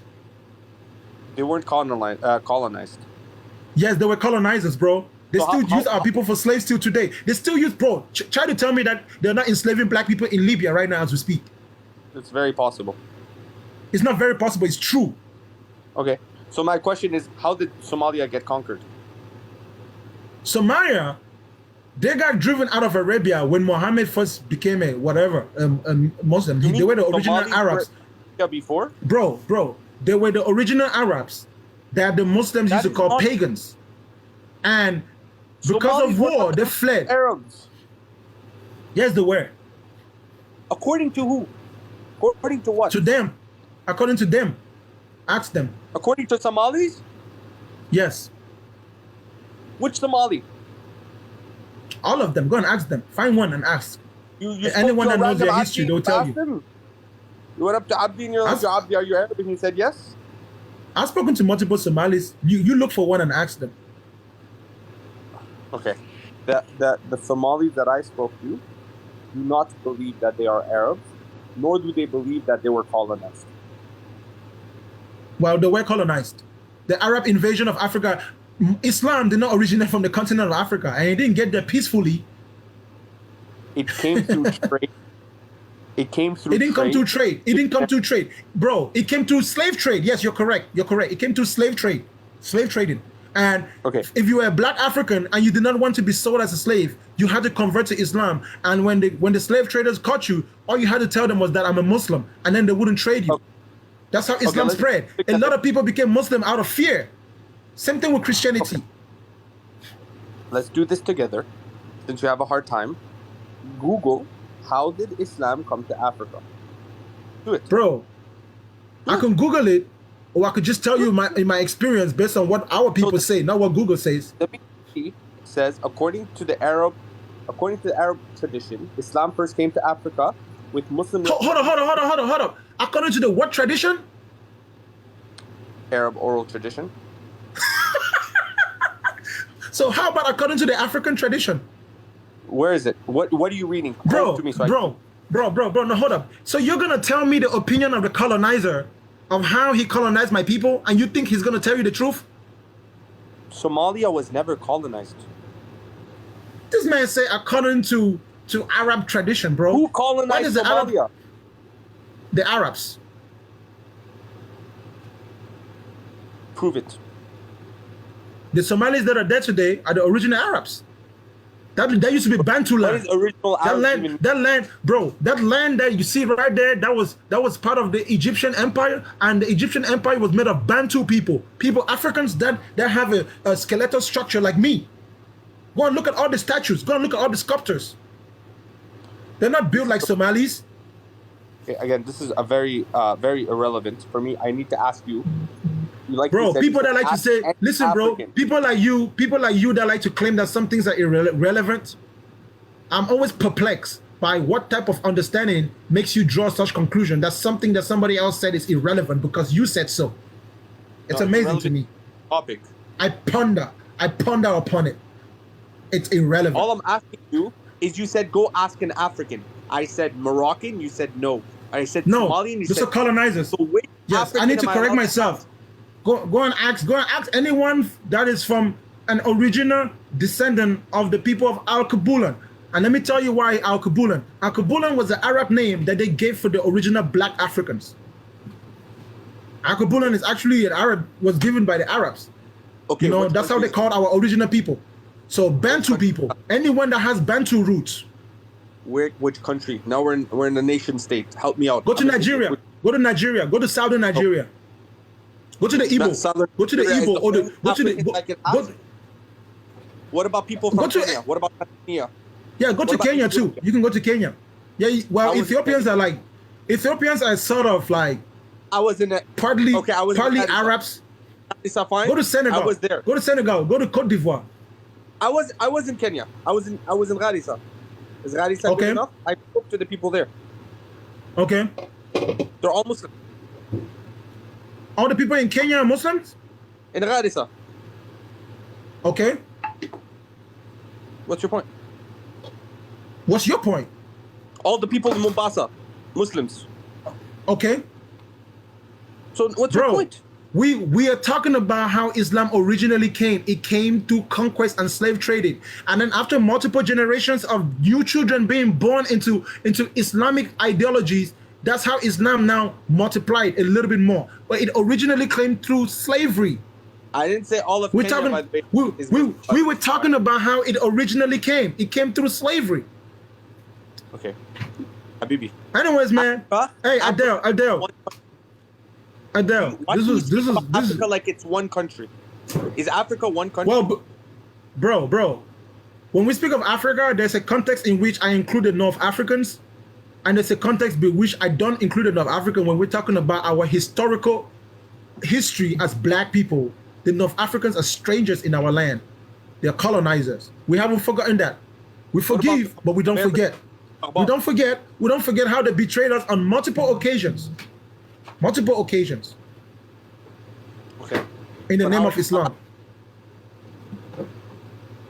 And by the way, that is true. The Somalis were never enslaved by the Arabs, so I don't know what you're talking about. Yes, they were. In what year? But the Muslims. In what Go year do your were research. the Somalis enslaved by the Arabs? Go and do your research. Okay, I will right now. Let me search up what year was Somalis enslaved to the Arabs. And what I was gonna say, bro, is that my time is kind of expiring, but I really enjoy my conversation with you. You're one of the few Muslims that I've spoken to that we actually were able to not curse each other out and just like literally. We went in between. I like that. I like the chaos. I love the chaos. I love the controversy. I love everything that you say. I love everything that I say. I love how it clashes. Obviously, we had a lot of people here come through here today, and I hope if you're a Muslim, you heard what you wanted to hear. If you're not a Muslim, you learned something. You know, if you don't believe in God, I hope you learned something. You know, because my goal, like I said, is to make people think. I'm not here to convert you or to change you or to prescribe anything. I'm trying to make you think, and you're not gonna think unless you see these clashes, these controversial clashes, right? See people stand their ground. It stimulates your mind. It makes you think. So if you're a Muslim and you thought that the brother was knowledgeable in his Islam, go ahead and send him some flowers. I see you guys. These Muslims are generous like hell, man. Like 8.7 thousand. Man, maybe I should convert because I love money. Wallah, I'll give you $1,000. No, hey man, $1,000 is not enough. Bro, whatever. Don't lose anything. You make $1,000 and you have a purpose of life. No, I don't need a purpose of life because then right now I have no boundaries. I'm totally free. I can do whatever I want because I don't have any rules and regulations that govern me. You know, I do what I want based on how I feel. But the moment I look for a purpose in some type of religion that I did not invent myself, I become another man's slave, and I don't want to be that. But anyways, yeah, I got to go to work. My time is expiring, but hey, Adele, let me see if I'm following you, man. Like, this is crazy. I never had a conversation with her like this. Oh, I see why there's a lot of people in the house. You got a lot of followers on TikTok. I need to go to your channel to see what you talk about. I preach Islam. That's what I do, alhamdulillah. So anybody you wants preach to Islam? You got good follower. What you want to This guy. Hey, you know what? I really wish this was one of those days when I wasn't going to work because you seem like you got time in your hands. But I don't have time today. But I would definitely love for us to continue this conversation. Usually, bro, I don't really even care if there's like one person on the live, 2 people, 3 people, 300 people. This was a lot of people here today. And I have to acknowledge you because these are mostly your people. But it's good for these Muslims to also hear alternate views so they can feel sure about whatever they believe in. Good for them, right? But it makes them think. So you got anything else to say, bro? Alhamdulillah. Honestly, we're all seeking the truth, and may God, obviously you don't believe in God, but may God guide us to the truth and what is pleasing to Him. That is all I say. Man, I will believe in God when He shows up from heaven and have coffee with me. Can you pray for Him to come down and have coffee with me? Inshallah, when you become deserving of it, I'll come have coffee of you. Oh, get out of here, bro. Nah, man. I ain't putting my hope in that, man. Like, shit, man. I better be waiting for Donald Trump. I got my luck waiting for Donald Trump to come. Inshallah, bro. Have a... All right, man. Thank you. And I followed you, man. So feel free to come anytime. And bring your boxing gloves. The hadiths and the Quran in one hand.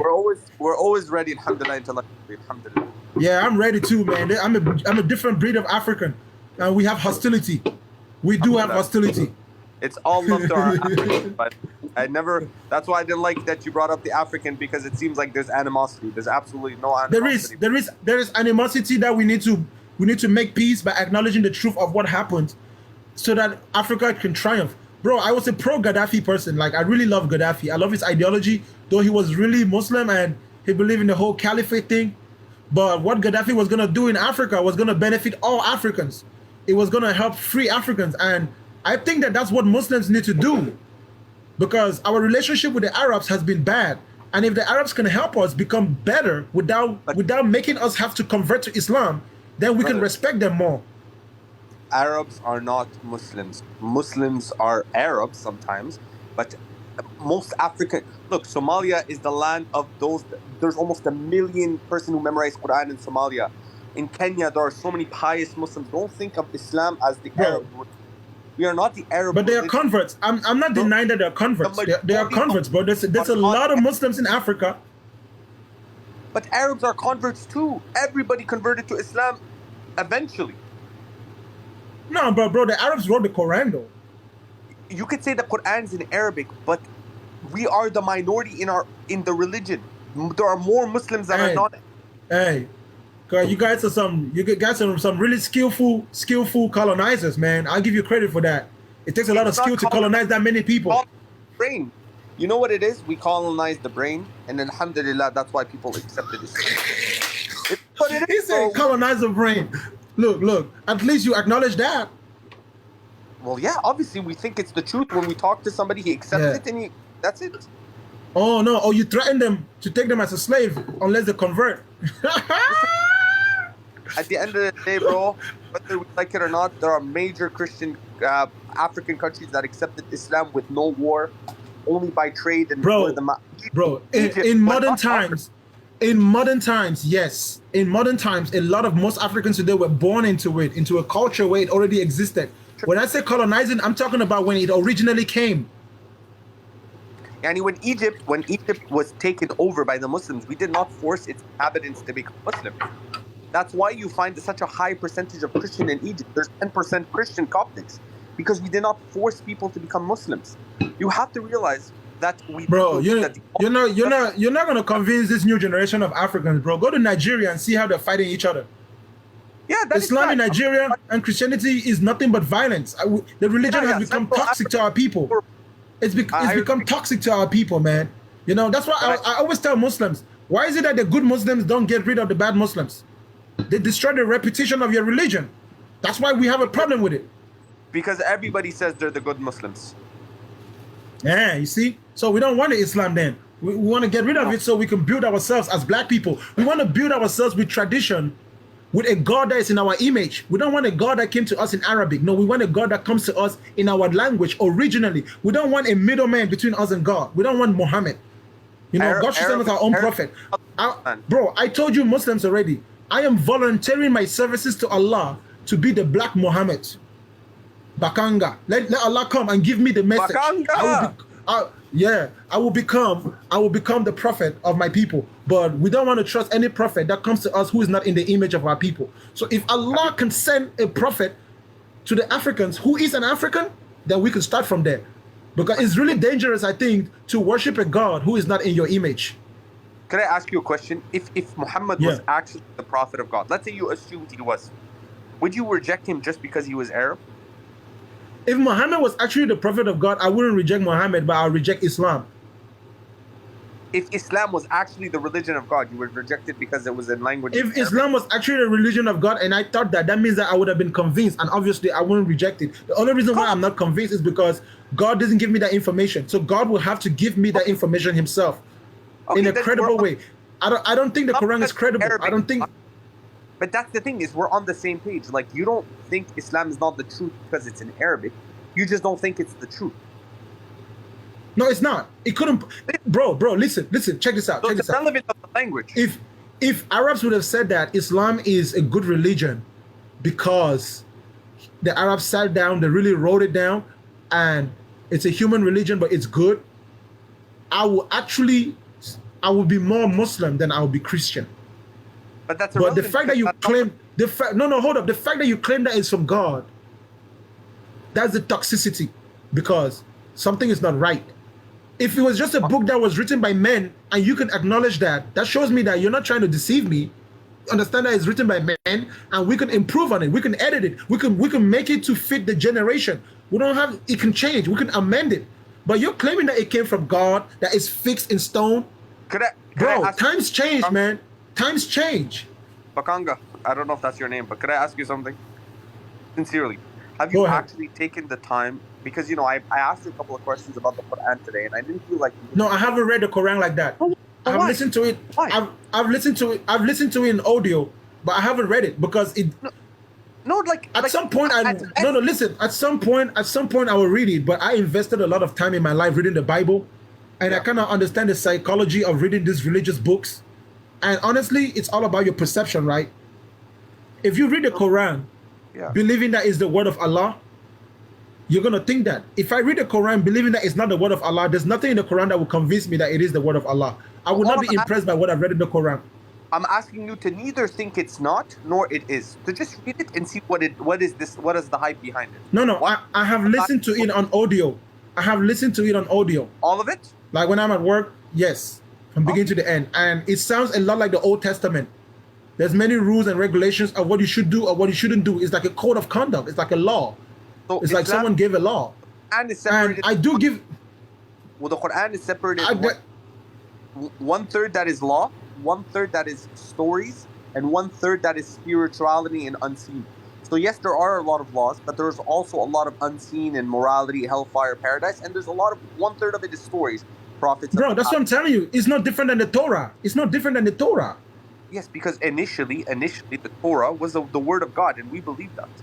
Exactly, and guess what? So that's what I'm saying. It's not really special to me because it's a constitutional document. The Torah was a constitutional document of the nation of Israel, right? So is the Quran the constitutional document of the new nation that Muhammad established? You know, and the same thing is true There's nothing you're losing with to Christianity. There's absolutely nothing you're losing to do that little bit of research.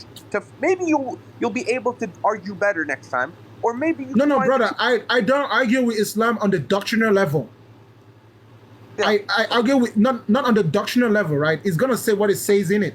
Same with the Bible. Like if you read the Bible, you just read the Bible. There's really nothing wrong with what it says in it, unless you have a different opinion. Same with the Mormon Bible, whatever, the Book of Mormon. If you just read it, it's just a book. Now, when you Yeah. begin to try to practice it, that's where the problem comes. Muslims don't even practice what they preach. They have a hard time practicing it. You know, same with Christians, and that's where all the problems come. That's where there's difference of opinion. That's why there's a lot of fighting. all You know, of but hey, Abdel, yeah, Habibi. Abdel, Yeah. time, bro. Look, bro, I really appreciate you, and I appreciate you did not allow your emotions to come out 100% in a way that prevented us from having conversation. And typically, I get triggered by a lot of these Muslims that come up here, and I just troll with them. But I didn't ask you any inappropriate question the way I like to do sometimes. I like to ask people inappropriate questions to make them uncomfortable. But you didn't give me the vibe of a person that I should ask you inappropriate question, and that allowed the conversation to flourish. So I'll definitely like to talk to you next time, bro. If I see you live, I'll come to your live, whatever it is. Let's keep the ball rolling. Inshallah. All right. All right, man. Thank Have a good day at work. Inshallah, I'll For start sure. off my own live because I'm in the vibe of talking to people about Islam, so I'll do that. All right. You do your job. All right, man. No problem, bro. Take care. All right. Goodbye.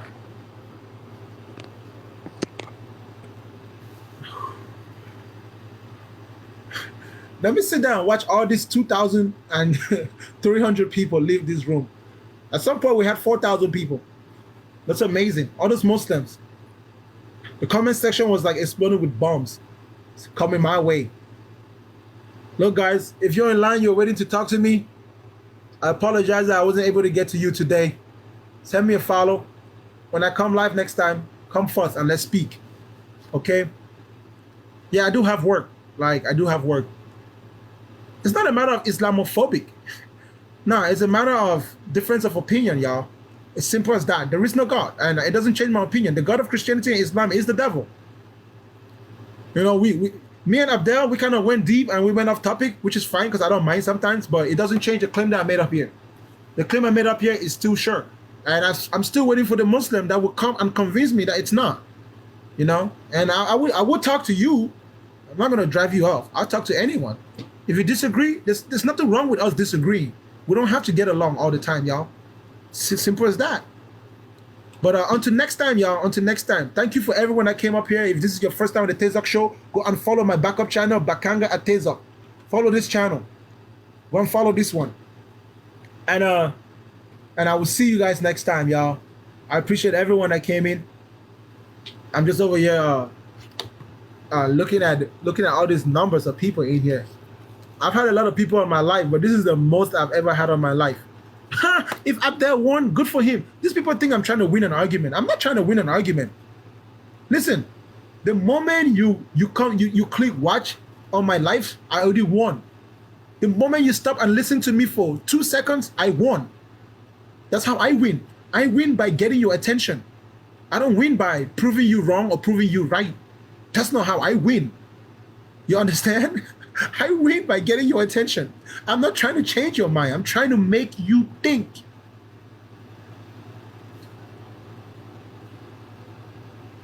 This is the purpose of the Tezak show. I'm trying to win. You think I'm going to go to war with the Christians and Muslims? Christians and Muslims have been fighting each other for a long time. Who won? I'm not trying to win a war with you.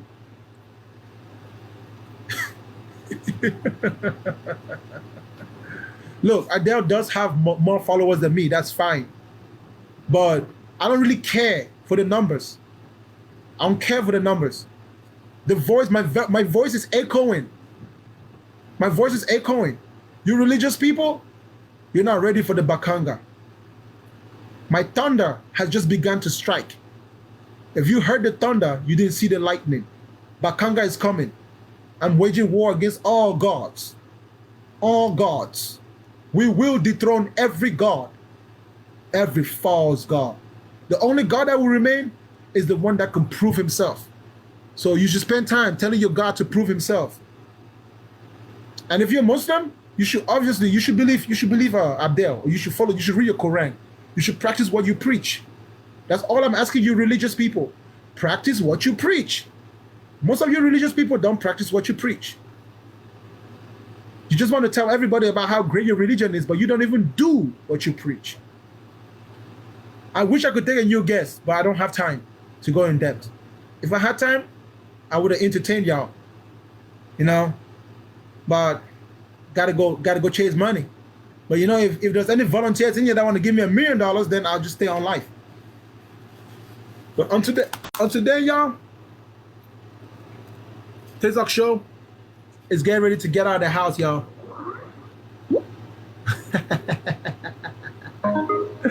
Woo!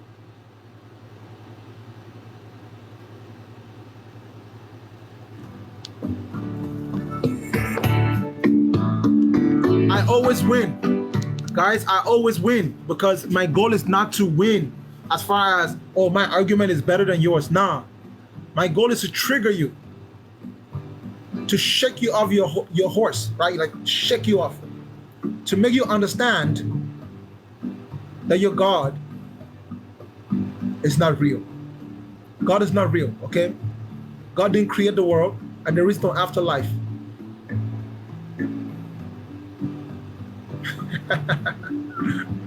Thank you, cross person.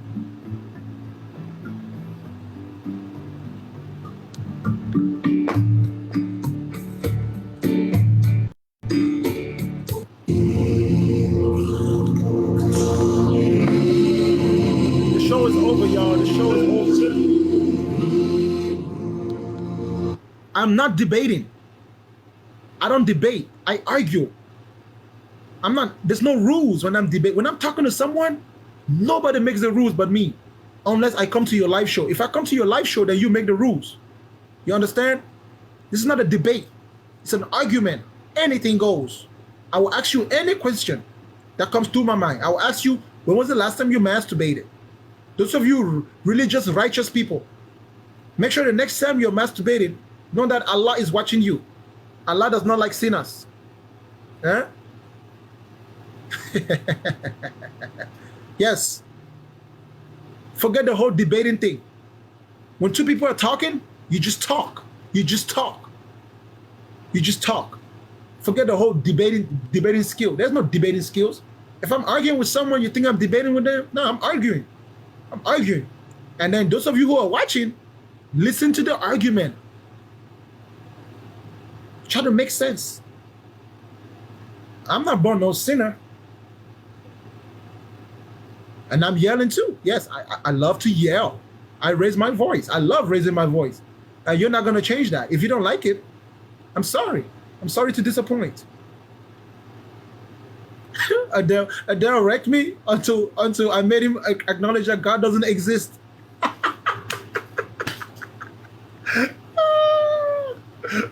He said God doesn't have a beginning. That was a good one though, because I made him think. Somebody said they bet I'm single. You wish. I'm not single. But hey, I have a lot of TikTok wives, and if you're Muslim ladies are very pretty. You know, you guys, I'm a polygamist, so hey, Muslim ladies, come on, especially if your father has money. If you are a Muslim lady and your father has money, please come, let's marry. You can be wife number 25, 26, as long as your father put me on his list, on his will as his heir. If I can take your father's inheritance, no problem.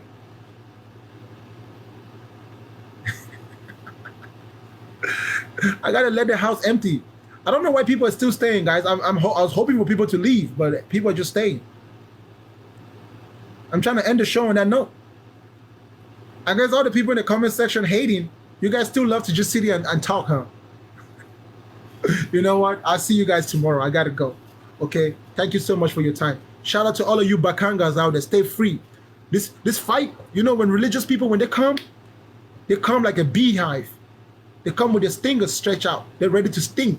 You know, but hey, the Tezok Show, I'll take you on. Bring your God.